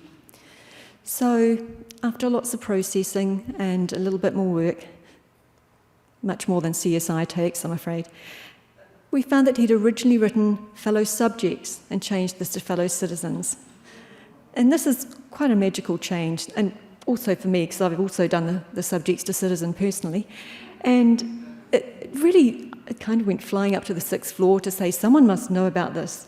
So I started doing some research to find out, where did this come from? And I found a researcher from Princeton who had been going through Jefferson's notes and noted that Jefferson had said, I started copying from the Virginia Constitution that was written 2 months earlier. As I wrote this word, I realized this was wrong for our country. This was not right. So I expunged it completely to never be found again. So some of what we're doing, for better or worse, is bringing out the thought process of our founding fathers, going back into this volume, this knowledge that we have in our libraries, this precious knowledge, and finding more information that becomes knowledge based on what we have here. I'm now going to give two examples of 2 books that we've worked on, and for both of these, it really is a process of digging into it and working very collaboratively with a group of people from the library, curatorial, conservation, preservation staff, other experts. And this is what makes this work so valuable, because it's that iterative process of interacting with other professional colleagues that helps us pull out this information and turn it into actual knowledge. The Vera-Norovink Gospels from 1487, this is a rare Armenian manuscript, and you can see when it first came to the library that it wasn't in particularly good shape. It didn't look that beautiful. Doesn't mean it wasn't fabulous. And we know, in fact, that it actually came from Armenia on the Silk Road. We can even track it back to the actual monastery that it was written in. How do we know that? Because the scribe, in fact, notes that he wrote the script at the Vera-Norovink, dedicates it to the father. We also have Gohard, the current ruler at the time. So it gives us a lot more information and allows us to ensure the provenance of this material and also the author who wrote it. Although I would note his comment, underserving an unskilled scribe, is rather erroneous. So we start to look further through going from the macro of what's there before we dig down further. In terms of the book construction or looking at the page preparation, we can actually see the grid of the lines that were scored. But what's interesting is the lines weren't always followed. They actually were looking that they were going to do 2 columns. This doesn't always happen right throughout the book text that's written. So we're seeing changes in thought from when it was first started to what actually happened as he went along and did the scribe. Then let's look at the construction of the illumination. How are these illuminations, there's 4 of them in the book and they're quite beautiful, how are they actually created? And so staff from the Conservation Division did a wonderful research into the analysis of early Armenian painting techniques. And you can see here from the colour chart that what in fact happened is that if you're going to work with, with pink, blue or yellow, to make it lighter you use white. But in fact, if you're going to do that with green or red, you use the yellow. So these differences in the way that we think about how we would change colours to how they were doing it at the time period. So to take that one step further and really understanding this, one of our staff, Tamara, actually recreated and reconstructed the Gospel of St. Mark. And it starts from painting the face, and everything goes out from the face. The next part of the drawing that's drawn is actually the light tones. They are laid down first. After that, the mid-tones are added. And what's interesting is we see that it's not a colour change, it's just an addition of extra pigment. And particularly so when we add the dark tones, generally in Western, you would imagine that black would be added, but no, this is just a further addition of the intensity of the pigment that's used. If we compare that with what we actually have in the library, this is a type of colours that you would have expected to see on the original, and on the right is what we have in the library. So the next question is, how can we understand what sort of degradation has occurred and stabilise that, ensure we know how to best preserve that as part of our collection? So we started looking at in terms of the technical analysis of this. What sort of pigments are being used? The blues were particularly interesting. And we were also very intrigued with the reds on the borders because we're seeing quite a lot of differences in both spectral imaging and other analyses that started to pull this all together. With the spectral imaging and image processing, what we can essentially do with this is map across the entire surface of this and in a pseudo colour to actually show very quickly what's the difference between colours that may have actually looked exactly the same. And we can also look at the changes on the border of this as well. And so one of my staff, Dr. Lynn Brostoff, actually did a lot of X-ray fluorescence and Raman spectroscopy, and she found in the blue region with the XRF the presence of smalt. Smalt is a blue pigment that's actually used in the glassmaking and ceramics industry. So this was really quite exciting. This was an early example of technology transfer from one industry to another that had not been used before. But what's interesting is that we need to always use more than one technique to really pull out what's happening.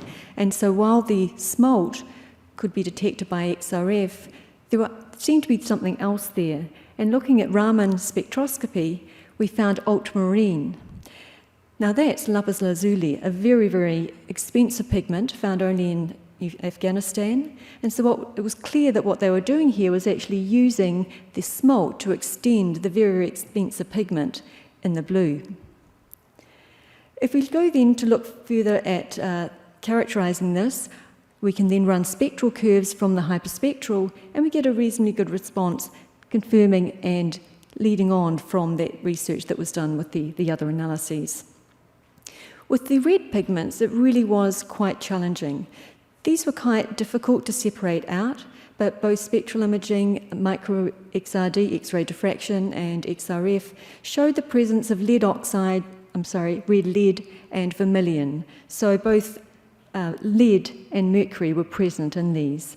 Because of the degradation we're seeing, there are different levels, and so part of what has been ongoing is trying to understand the interaction between those different levels. But this did lead the conservation division staff to realise they could not want to do any more add anything to that because of the complexity of the layers on these manuscripts. And I always think this is such a beautiful slide here. It was a recreation of the original palette of the monk, of the colours that he was using. So we can now go back to some very, very rare components. Tin white, which is a very rare example being used. And you can see here the range of mixtures that from first glance, if you just took one analysis, you wouldn't realise the complexity of what's being done, and as we're digging down into the information of this. So if we go back from digging down and come back up a little bit further, the rebinding of this, you can see the lower level, this was rebound in the original Armenian style, using traditional materials like linen and leathers, and this is the final product that was created, which is really quite gorgeous. So you can see here that the volume that came into the library, we retain the content and we rehouse that container in a very special way. One more example I want to give you is the Ptolemy Geographia at the Rare Book and Special Collections. And this is really, again, is a wonderful collaboration with Dan DeSimone and staff from the Conservation Division, Sylvia Albro, John Bertinashi, Lynn Brostoff, myself, and others. And there's been a lot of work, and this is also ongoing. And with this volume, it's quite interesting, it's very interesting. The first section contains Ptolemy-style text and maps, and then the second section has maps that go right through to the early 16th century. So there were a number of questions about this. You can see here that because it was bound quite tightly, there was a challenge with making this accessible to researchers. So we really needed to actually stabilise it and unbind it because there are constant requests to use this volume. But along with that, there were a number of other questions. There are inscriptions that have been seen on the front paste down inside the folder there. And you can see the words with some of the hyperspectral imaging, the numbers 735. And this actually relates to the bill of sale, which we found from the Rosenbach Museum and Library record, and also links back to the Library of Congress Quarterly. So I think given some of the numbers that have been bandied around in the last few days, this was probably quite a bargain. And then another section on the front page down, Terra Sancte, mended and restored. And we'll come back to this a little bit later on. But these were words that are part of it that until this was looked at, they could not be pulled out and extracted. So why did we take this further? As I said, this is a volume that is heavily researched and A lot of researchers want to handle it, and there were a number of issues. 7 of the maps were in actually very poor condition. What you're seeing here is a lot of transfer through it on these poor conditions. So what was the green? We needed to know what that was to be able to stabilize it further. And looking at that, you can see on the image on the right that in the gutter of that image, the green actually looks quite good. It's in good condition. But further down on the right-hand side, and then also with the transfer, we're actually seeing some degradation of the green. And I'm sorry, I'm not sure if it's that clear for you or not. So we seem to be indicating that we had verdigris, which is a copper-containing pigment, and the copper will actually, as a metal, degrade the paper. So we really wanted to know what's actually causing the poor degradation of those 7 maps that we can stop and retard and make that more available to researchers.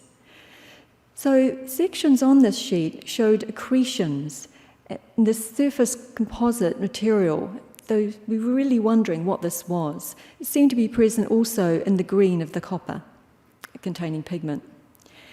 And looking at the XRF analysis of this, you can see here in this XRF spectra that there's potash alum in the areas that we see this accretion.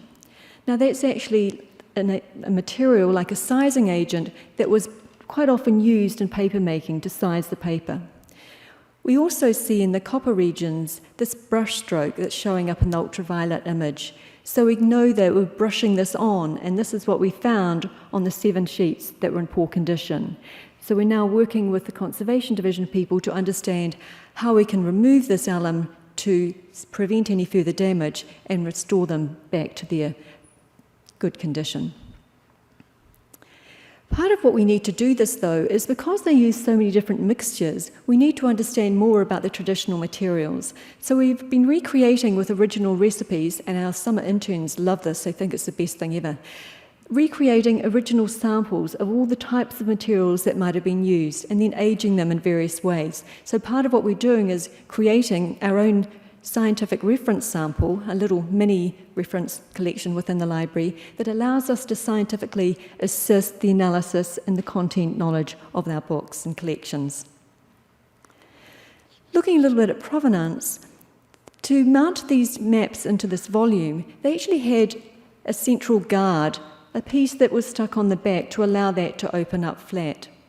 These guards were removed when the maps were being taken apart and disbound. And if you look at the central region there, you can see how that guard was actually placed over a piece of Arches paper, and we could confirm where that paper came from. So we actually know the time period, which is around 1925. So looking back to the original restoration note in the front, we now can look at when the time period of this second binding occurred. Further question, looking at the watermarks and the paper quality here, is we found 3 different types of paper. One that was in particularly good condition, the crown watermark, the fleur-de-lis, and then another one that was not watermarked. What's very interesting is the best quality paper links back to the printer who made the Waldseemüller 1507 world map. So now we're starting to make connections between different volumes within our library collections, which is really quite fascinating. So in summary, I just want to say the importance of the preservation of the original is really a critical component. As you've seen, if we didn't have this, we couldn't do the analyses that we've been able to do, because if this was digitized, that information, which is spectral, would not be available to us. The digital cultural object allows us to very uniquely link between the analog original and the new digital form. So we're creating new information that adds new content knowledge to the original material. We can mine this. We can essentially dig right down into this book to transform information into knowledge. And I keep hearing that throughout the few days, the importance of the knowledge, the content that's created. And it also allows us to link the sciences and the humanities, which I don't think should be separated, but often are, allows us to very visually react and interact with other colleagues and researchers and create very effective, exciting, and interesting collaborations. Thank you.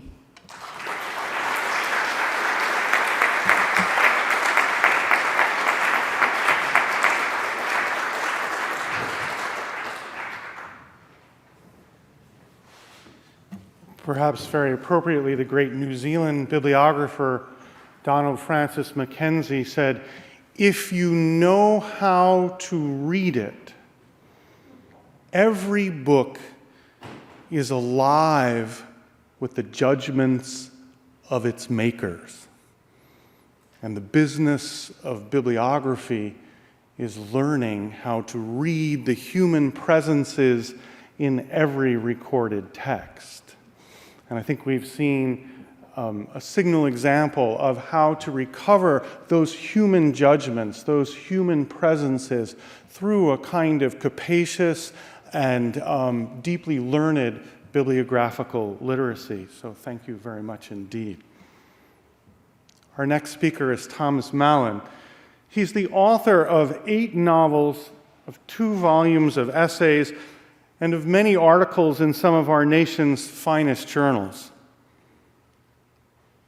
A past deputy chairman of the National Endowment for the Humanities, he's the recipient of a National Book Critics Circle Award, a Guggenheim, and even a Rockefeller Fellowship. This last, rumor has it, when you think about Rockefeller University, for his work in cytogenetics. Although I'm not entirely sure, I'm sure he'll inform us now about the source of his Rockefeller, the nature of fiction, the book, and the future of the book. Thomas Mallon.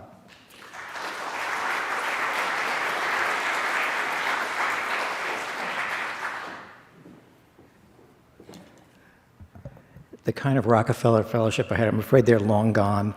I had them about 25 years ago. They ran through different cultural institutions. Mine ran through the 92nd Street Y in New York.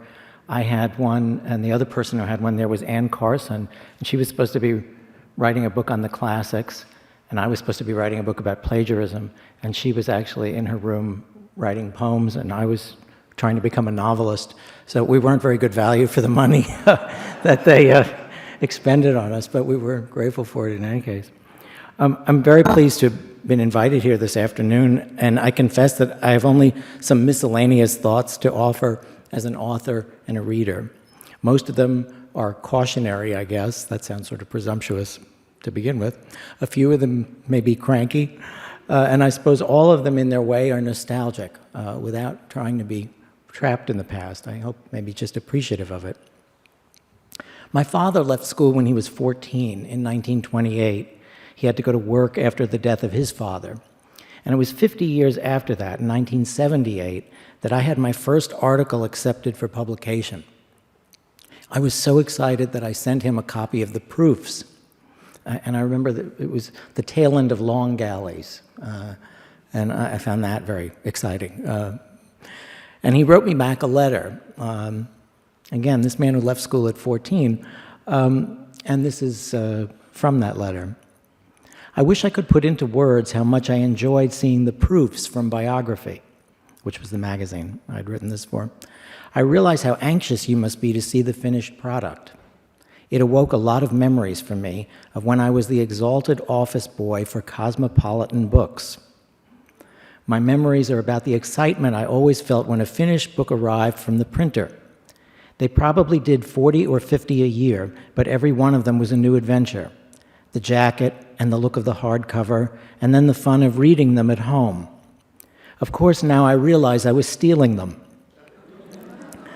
Eventually, I had about 100 of them, which I sold for $12 down on 13th Street. Even if I was the lowest one on the totem pole, and sometimes had nothing to do except fill the ice pitcher for Kinsey, the publisher, I doubt if any of them got as much of a charge out of the books as I did, except, of course, the authors.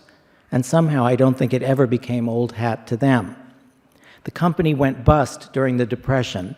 Farah and Reinhardt took over some of it. Kinsey started his own publishing company and lasted quite a few years. The editor, Saul Flaum, who had a contract from Hearst, paid my salary out of his own pocket for quite a few weeks, and his secretaries too, while he still had use of the office. They were all nice people, and one day I even got a glimpse of Sinclair Lewis. You'll have memories of your printed word all the days of your life. What I'm struck by when I reread this is how, in many ways, the publishing world I entered as a writer in the late 1970s bore more resemblance to the publishing world of the 20s, what he's describing, already then a half-century gone, than it does to the one we have now, 35 years later.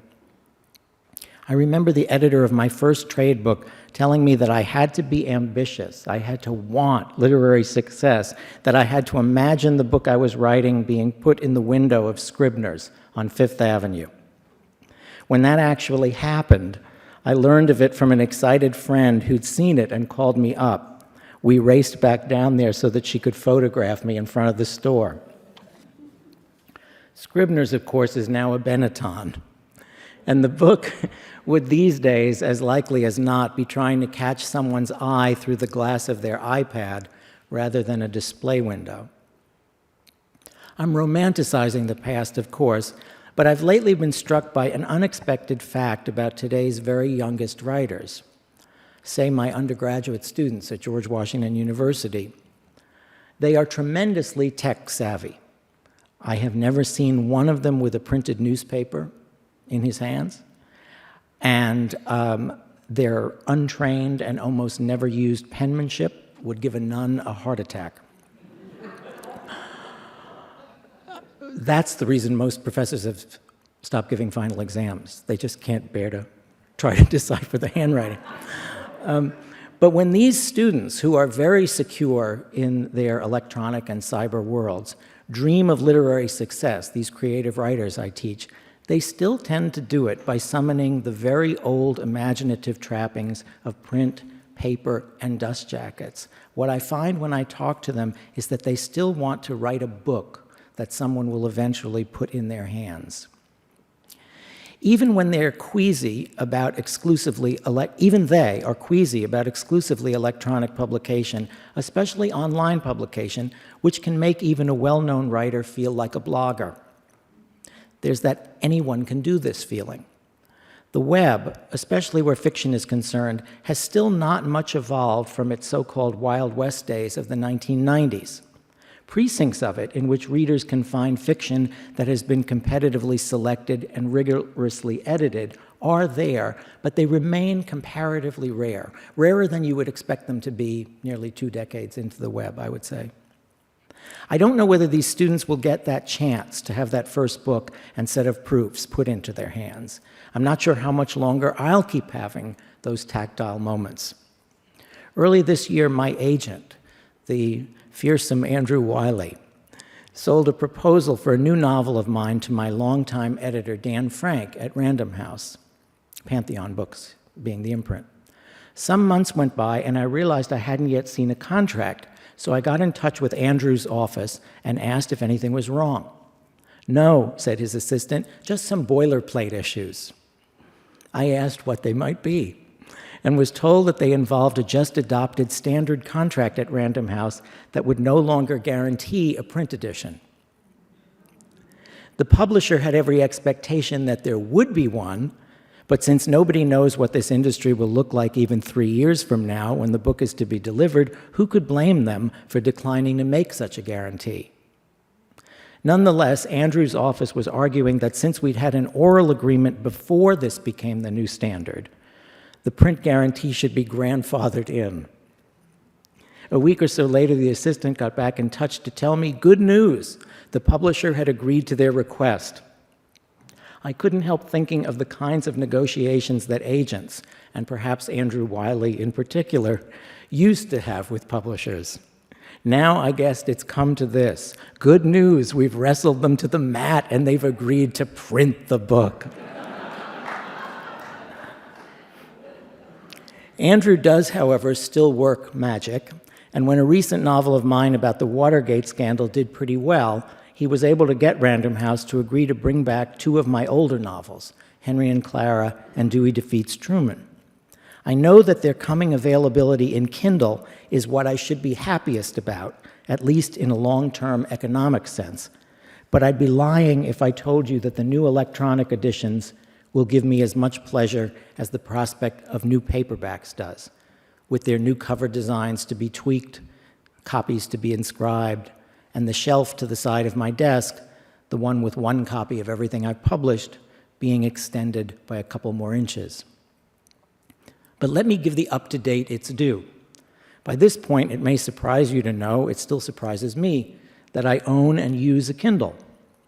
And there are things that I like about it. Because I can't figure out how to annotate what I'm reading on it, I use it only for pure pleasure reading. Mostly novels, often old ones. In the last year, I've found myself contentedly reading Pendennis and Faulkner's Snopes trilogy on my Kindle, sometimes while sitting in a rocking chair. The electronic lion making peace with the low-tech lamb. I expect as the years go by that I'll be relying more and more on this electronic box. I have floaters in my eyes, those maddening specks that sometimes dance around when you read, and I find the light that comes up at me from the Kindle is actually friendlier, makes me less aware of the floaters than I am when looking at a paper page onto which a reading lamp is shining. But there are downsides too, I think. There's the awful sameness that Kindle smears over everything, and the peculiar lack of commitment it seems to foster. With Kindle, you're not holding a book. You're holding a whole library of books. And you're not enclosed by the covers of the text you're reading.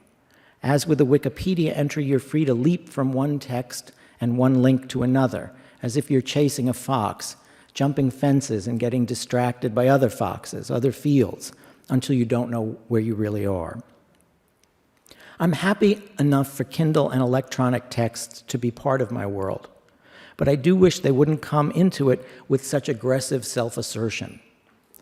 Electronic books seem to be terribly certain about the inevitability of their dominance. And I've even encountered some librarians who seem almost giddy about the post-print era that seems to be aborning. When I was with, as Michael mentioned, the National Endowment for the Humanities for a while several years ago, I attended a meeting of the Association of Research Libraries, the ARL, in Philadelphia. And I was astonished by how some of the other speakers at the gathering, librarians, talked with glee about the number of duplicate copies of printed books that they'd been able to consign to some off-site limbo or even complete oblivion. Now, I know they're under pressure to free up space in their libraries in order to accommodate all sorts of new electronic equipment and activity. But when they talked about those duplicate print copies, you would have thought they were engaged in asbestos removal. I turned 61 last month, and I have a lot of writer friends just about my age. And when I talk about all these things with them, I find a kind of consensus. We don't much mind being in our 60s. We've enjoyed our careers and feel that enough of the old publishing model we grew up with will survive for us to toddle on a little longer. And we probably wouldn't mind being in our 20s, who wouldn't, starting over, because that generation of writers, those students of mine, will be in on the ground floor of whatever new model is being built now. It will quickly enough feel natural to them. What we wouldn't so much want to be is in our 40s, and having fully to adapt to a system we never anticipated when starting out. Tumultuous as the changes of the last 15 years have been, I do have the sense that we're just at the beginning of them, and not all of the signs seem friendly to me. Simon & Schuster, which not long ago was getting into VOOCs. Does anybody else know this term, V-O-O-K-S? Video book combinations. I think this is a precursor of what Nan was talking about, which sounds like a much more developed version of it. Well, along with that, Simon & Schuster just the other day announced that it was allying itself with a self-publishing venture. I would suggest that no publishing house, no matter how dire the times, and no matter how much Amazon would like to see all editors and all agents go away, should be party to this. Because it brings us one step closer to a world without editors, which will be a world with many, many more electronic books in it, but very, very few of them that are worth reading. One can argue that there is nothing inherent in electronic publication that discourages editing, and I would agree with that. But I do believe we have the last 15 years of history to demonstrate that it does. The internet may already have proved itself a powerful tool against political tyranny, but the quality of writing and the quality of thought have not been improved by, in effect, giving everyone his own printing press. We shouldn't overestimate what electronics and the web have brought us, and they've brought plenty to me, as to everyone else. But even so, I don't think we should ignore what they've taken away.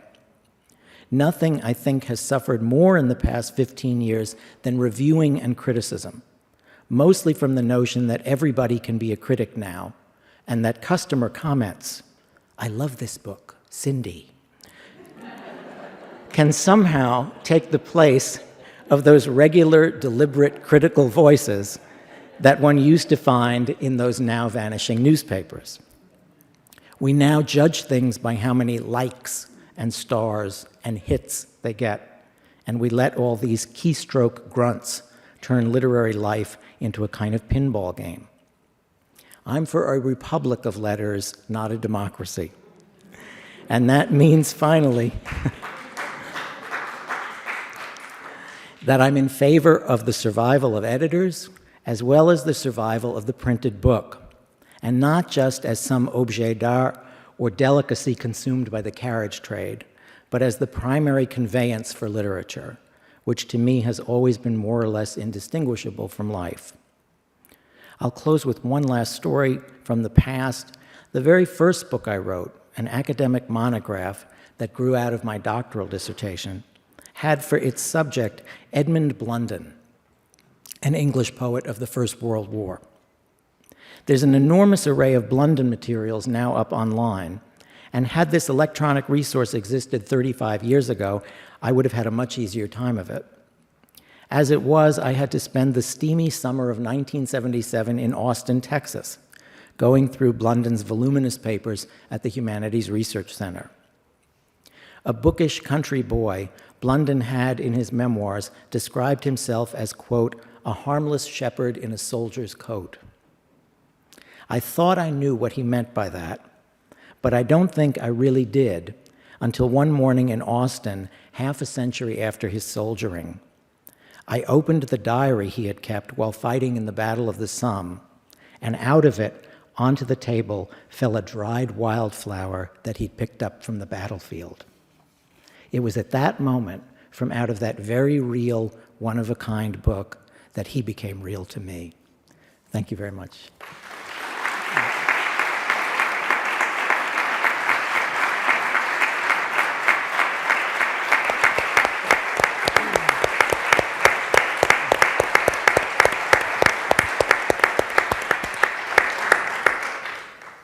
Aren't you so pleased that you stayed? Good.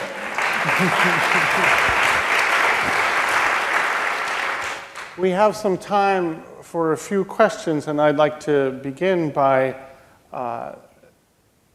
speaking to Karen a little bit. You talked about holding this 500-year-old book in your hands, and cognitive scientists more and more are talking now about the importance of haptic knowledge, from the Greek word to grasp or to hold. And this powerful experience of holding something in your hands and taking in the book with all your senses is extremely important. And I think that more and more, we heard today about the 1 to 6 category of children and how important it is for them to hold the physical book and to see the pictures and to have that integrated experience between word and image. But it's also the case that that's in some environments being lost. I wonder if in the disabled community, of which you're such an important steward, are there attempts to find ways to use technology to create multisensory experiences for readers as they consume cultural artifacts? Certainly, the Braille book is a multisensory experience in itself. That's an old technology comparable to the print book. Beyond that, I believe that there's not very much work being done in that.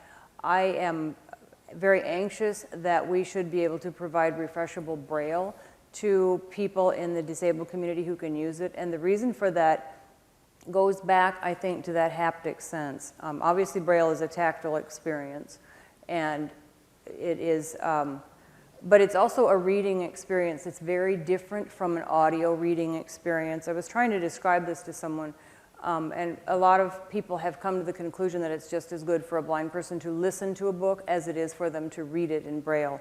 And I totally disagree with that, because listening to a book can be a very satisfying experience if it's the right sort of book, but it's a very difficult way of learning. And I don't think that it gives, we've raised a generation of functionally illiterate blind kids by telling them just listen to what you heard, that synthetic speech. That would be the medium that they would have been urged to use. And so I'm not sure I'm answering your question, but I believe that literacy requires reading, and whether that's reading tactily, a haptic experience that I have by haptic obviously being a touching thing, or visually seeing it and holding your book or your Kindle. I suppose you could get as fond of your Kindle as you are of your books. Some people are. My daughter puts her Kindle in a baggie and goes in the bathtub with it. But to answer your question, I don't think specifically the way you're envisioning it that there is anything. Right, but what you say is a classic example of what bibliographers and book historians take as axiomatic, that forms affect meanings and forms effect meanings. And that consuming a book orally is very different than reading it yourself through the instrumentality of Braille.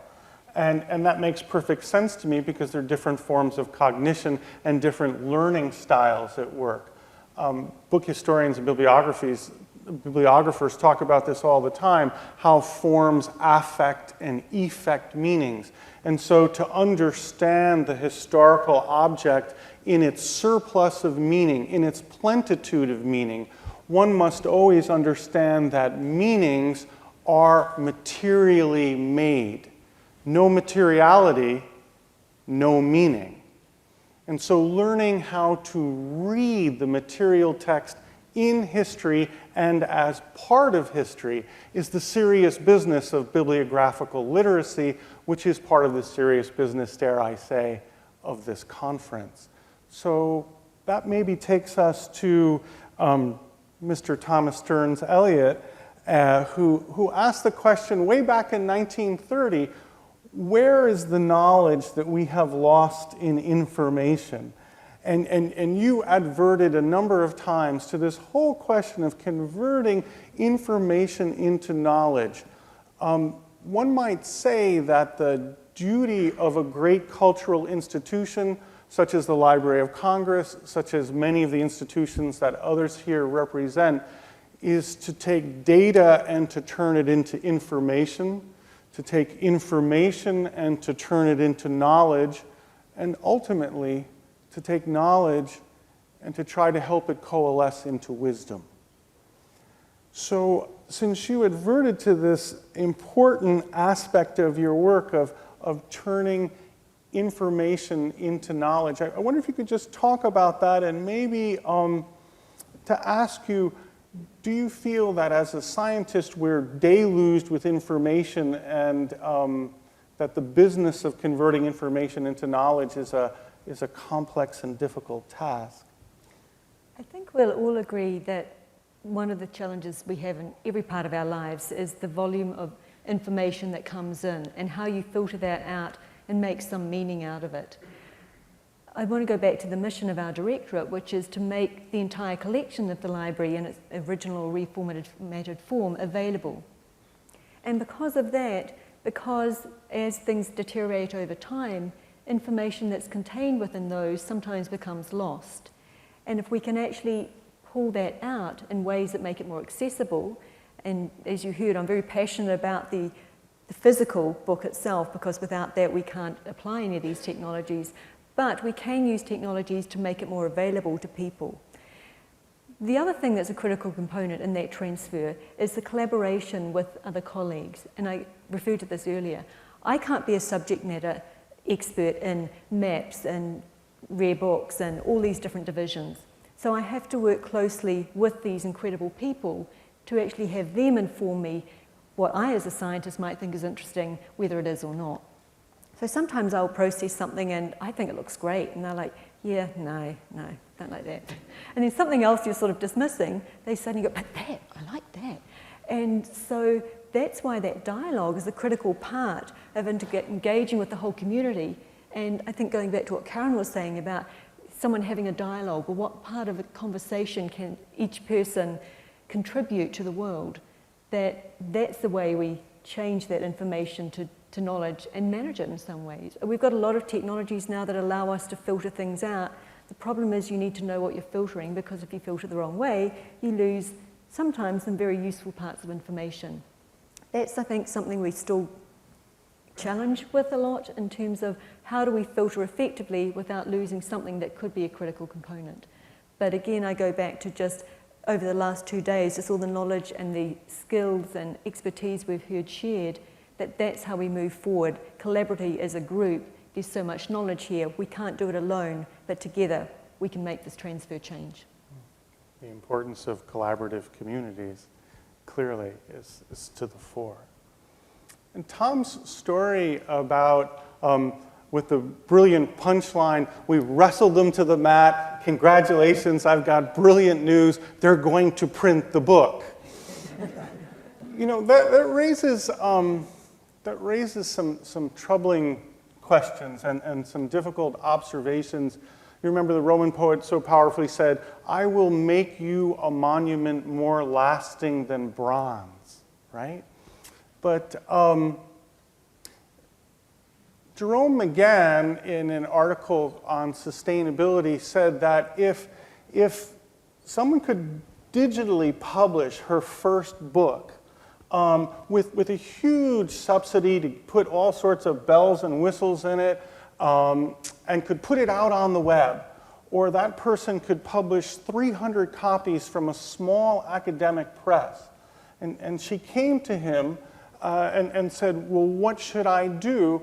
His operative question to make the determination would be, do you want people to read your work 50 or 70 years from now? Because if you do, there's no way that you should go for the digital publication, because we don't know that the digital domain is sustainable in its current iterations. That's not me, that's experts in the field who are wrestling sedulously with the problem of digital curation, one of the pressing problems of our time, and something at which this institution is at the forefront of. So it seems to me that your story and the whole ethos of what you were saying, Tom, makes me wonder, are you, as an author, as a teacher of creative writing, as someone who's helped many others in the world of publication, are you worried that literary history will be foreshortened by the fact that digital publications seem to have a disposability? Many of the websites that were published in the 1990s no longer exist. Many of the first ebooks are completely lost to us. There are no machines that can read them. Are you worried about the longue durée of literary history and what the digital might do to that? I mean, yeah, it's a kind of doomsday. Or not. No, it's a sort of doomsday scenario in a way, because, I mean, you just think, what happens when the electricity goes out? Even before the formats disappear, what do we do with all of this? And I do think long range, the perishability of these things, and I, like everybody else, I read articles about cyber attacks and so forth, in the newspapers, and who knows what ways can be used to disable, delivery systems. I mean, I think for all of the reservations I expressed about technology, my instinct tells me that the digitization of things is more likely to ensure their long-term survival, and that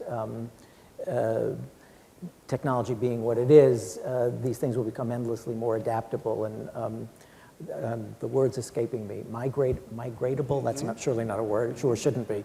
But they can migrate from one format to the other. So I think that's a real,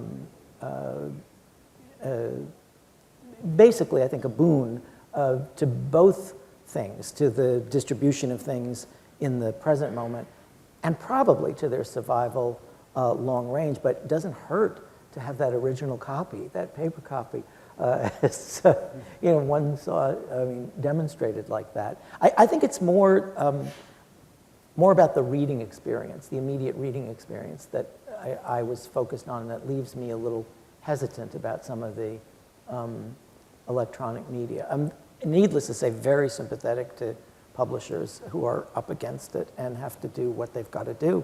And I didn't for a second think, oh my God, those rapacious barons at Random House, thinking of not printing the book. I just thought, well, I guess it's sort of come to that.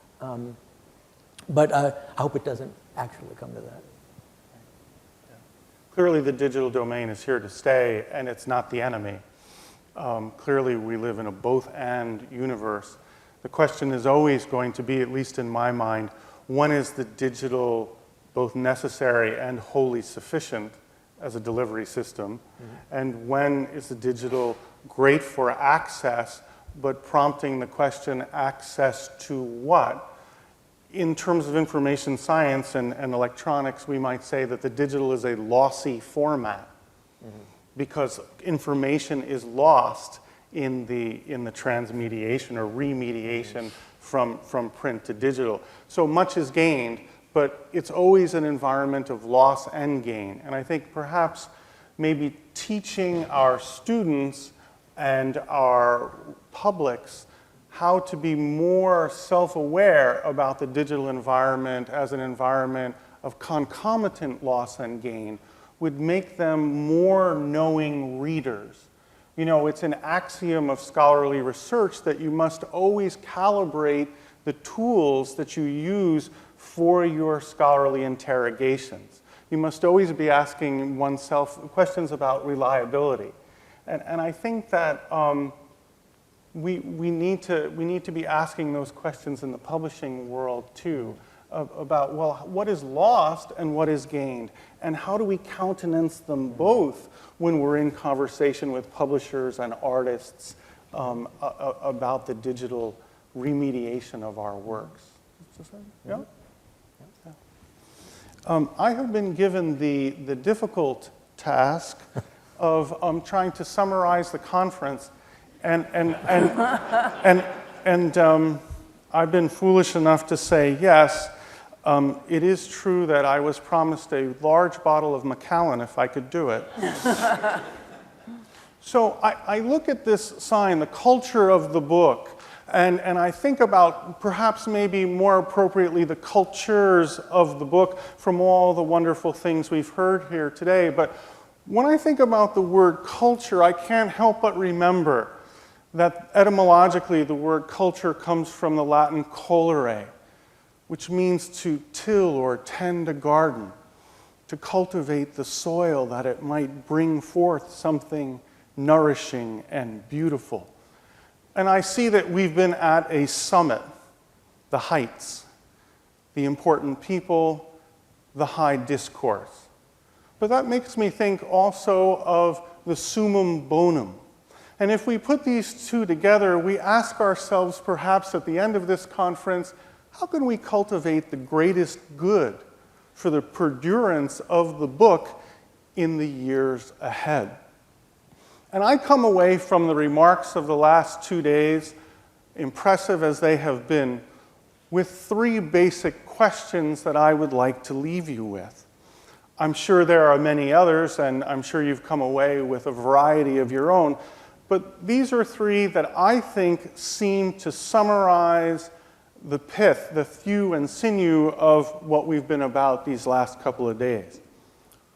The first one is this: how can we best cultivate literacies? Basic reading, visual literacy, digital literacy, of teaching our students how to discriminate between and among websites for their content? How can we inculcate in humanistic scholars authentic bibliographical literacy, that understanding of how forms affect and effect meanings, that ability to recognize the human presences in every recorded text? I must put that in because I am the director of Rare Book School at the University of Virginia, and this is the business of what the school is about. But how do we cultivate literacies among a diversity of publics? And how do we understand that all of those literacies are important to cultivate and to nurture for the multiple futures and multiple cultures of the book as it goes on? The second question is, how can we best tend to our libraries? How can we make them centers for the creation and the coalescence of communities? And I think that that question about the library as a center of community, where people come together around the activity of books and reading and narrativity and storytelling and being together around the consumption of culture, that goes all the way back to the formation of the European universities. That goes more recently to the noble history in the 20th century of American and Canadian libraries being centers for the service of immigrant populations. And thirdly, how might we most usefully enlarge upon the notion of curation, a word that of course means to care for? How can we curate the book? How can we nurture the culture of the book? And how can we understand the activities of preservation, of mediation, of intellectual property regimes, of access, and of course, again, of literacies as a kind of curation? All of these questions come together, for me at least, to say, how do we create the conditions of possibility to further the culture of the book? How do we create the conditions of possibility in order to make sure that the values enshrined in the book perdure well into the 21st century? Perhaps the overweening question that this discussion has inculcated in me is, how do we most usefully dedicate our energies and our intelligences to sustaining and nurturing the ever-evolving cultures of the book? Thank you.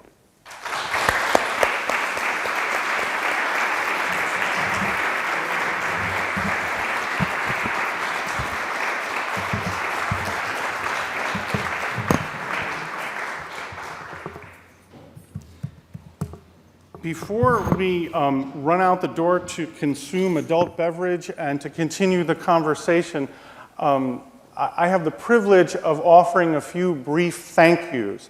And I'd like to begin by asking everybody to thank the members of this panel once again.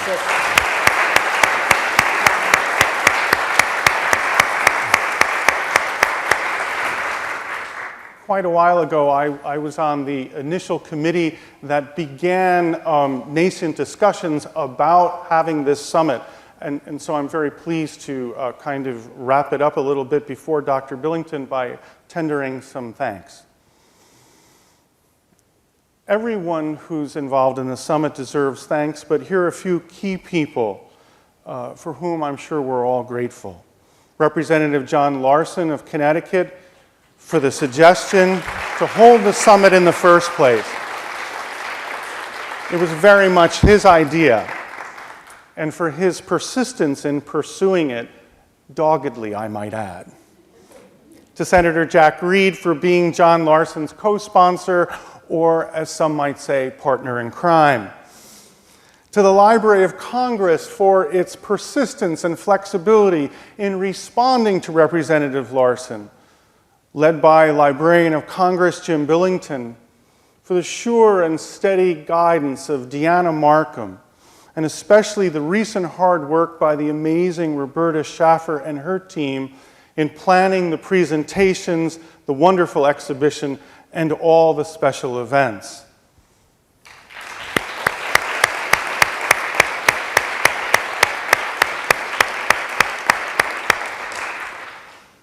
Anybody who's been involved in this knows that John Cole has been a remarkable and tireless worker behind the scenes, and we should certainly acknowledge his contribution.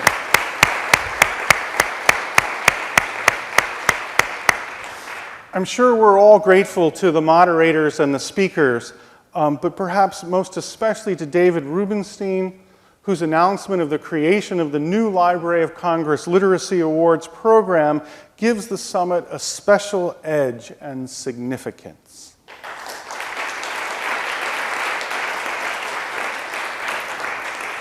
This summit will soon be on the road to Singapore. The summit organizers have everyone's email and will encourage a continuing dialogue, and maybe even a blog or two. Moreover, the entire two-day conference will be accessible on the library's website before too long. And also, the sessions are being filmed by C-SPAN. Thank you, C-SPAN. And will also soon be available. And last, but by no means least, final thanks in something of a prolepsis to the National Library Board Singapore and to Tommy Koh, Ambassador at Large of the Singapore Ministry of Foreign Affairs, for the closing reception and especially for the promise of a continuing worldwide future for this international summit of the book. Thank you.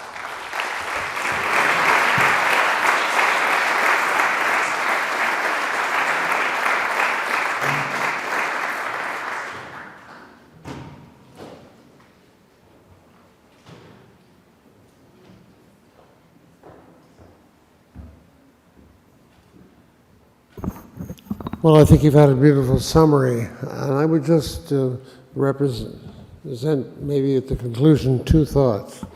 One, this conference has been held following a conference of our international partners in the World Digital Library, and it raises the important and interesting question of which has continuously recurred. By the way, among the many things, we want to thank you, the chairman, and this particularly wonderful panel, but all of the panels.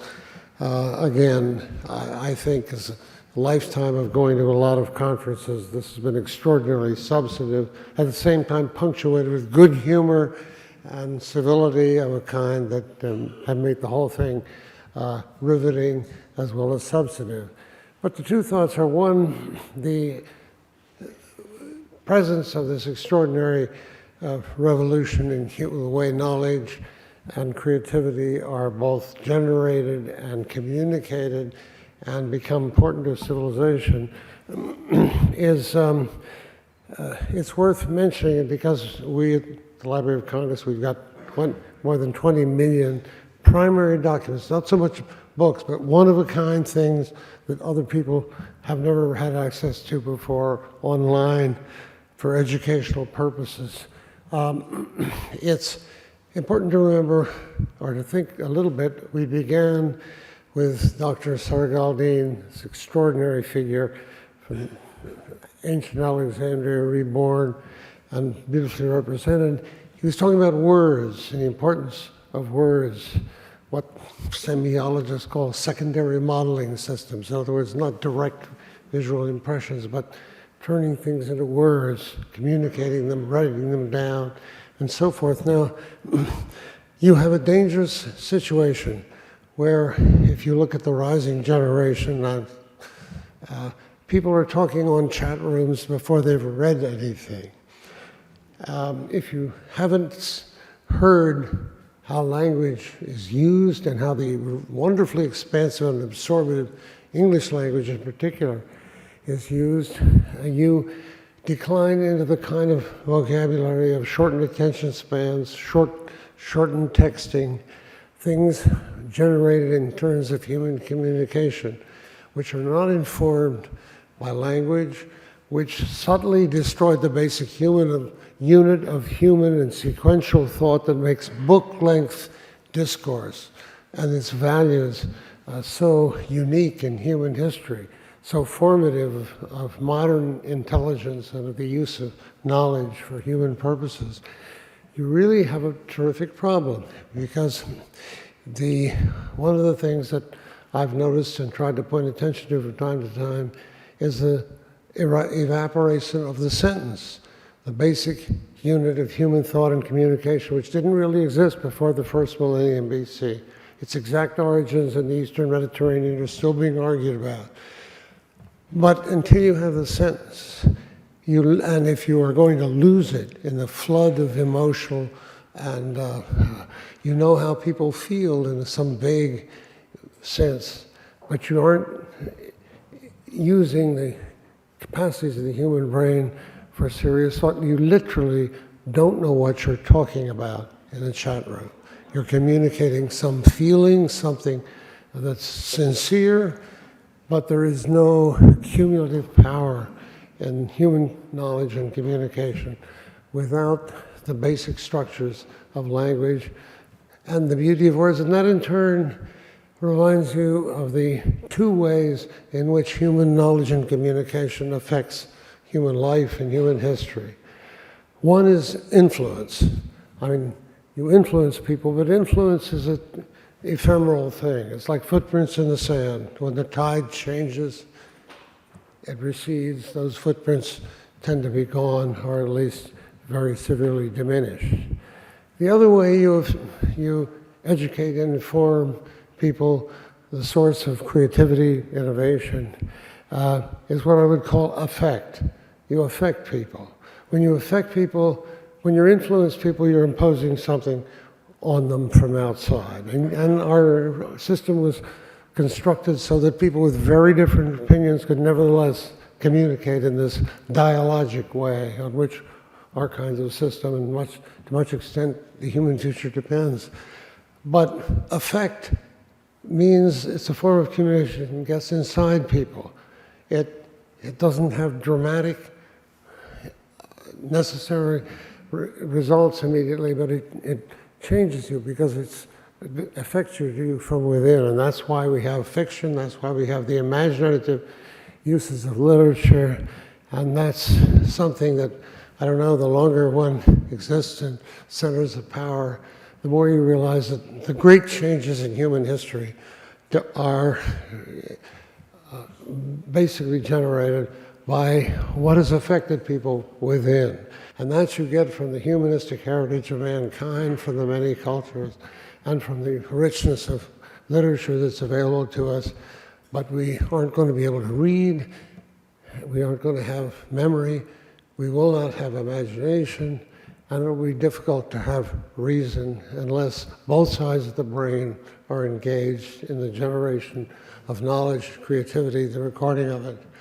I think the last thing I would say is that technology has its dangers. It always has. It ups the ante. You're playing with blue chips rather than white chips. If that's a decent metaphor, I don't know if it is.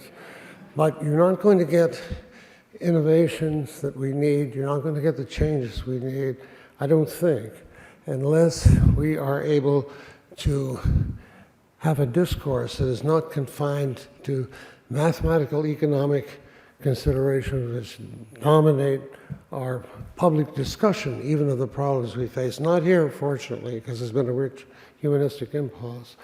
And you're not going to have it just by the domination of legal decisions and so forth, important as they are, in giving rules of the game and structure to human society and hope for the future. But technology can have wonderful effects in helping us enrich it. And I just want to pay attention to say what a humbling experience it is to be entrusted with the administration of people like Karen and Fenella. Karen so beautifully articulated the way in which, over the years, our technology has been enabling a whole new category of readers, and the 23 million or so items that that part of the library distributes to those blind and physically handicapped. I know I had a maternal grandmother whose life was literally extended in her late blind years by being able to listen to those books. So it really comes back to the particular things people do. And the last thing I just mentioned is that began by saying we are the only world civilization whose entire institutions were created in the age of print. Well, one thing we have the capacity now with new technology that you may not have heard about is to recover the lost entirely oral tradition of the Native Americans who were here before most of us ever came, in this endless stream of immigration and enrichment that has made America the creative and in many ways just creatively disturbing but always hopeful place that I think we are all lucky, or most of us here, to be part of or to share in. Now, that machine is something which, if we have thousands of wax cylinders that the library began recording in 1890 of the elders of the tribe. And when I was speaking to the Great Lakes Library Association early in my tenure, I used the term that librarians were gatekeepers to knowledge. But an old Indian chief came up to me, who was in fact the librarian, and he said, well, he said, long before you, all you settlers came moving in here with all your books and all your problems, we had libraries, but it was in the memory and the imagination of the elder of the tribe. But we didn't call him the gatekeeper. We called him the dream keeper. And of course, Australian Aboriginal art, one of the most marvelous forms of abstract art that existed long before modern abstract art.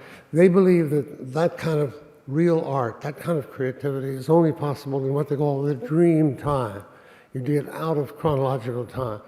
You get into that world that Keats talked about, silence and slow time in the midst of all our noisy, hurry-up civilization. If we lose that, or if we lose something which George Kennan once explained to me, he said, you know, are we producing a new generation that will never know what it means to have yourself alone reading a good book on a rainy day? So I think we're all dedicated to that.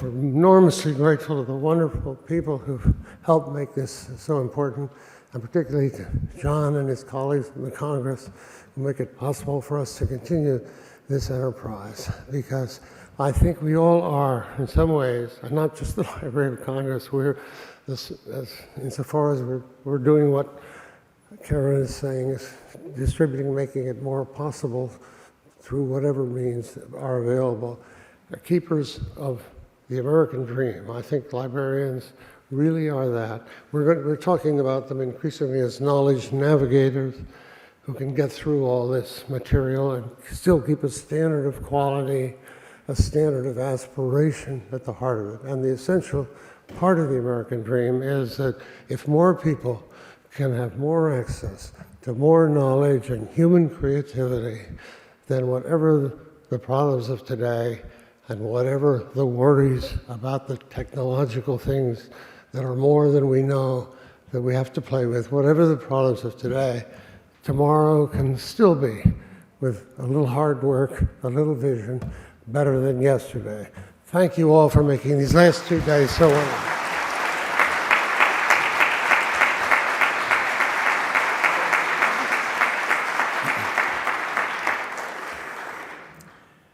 I said in our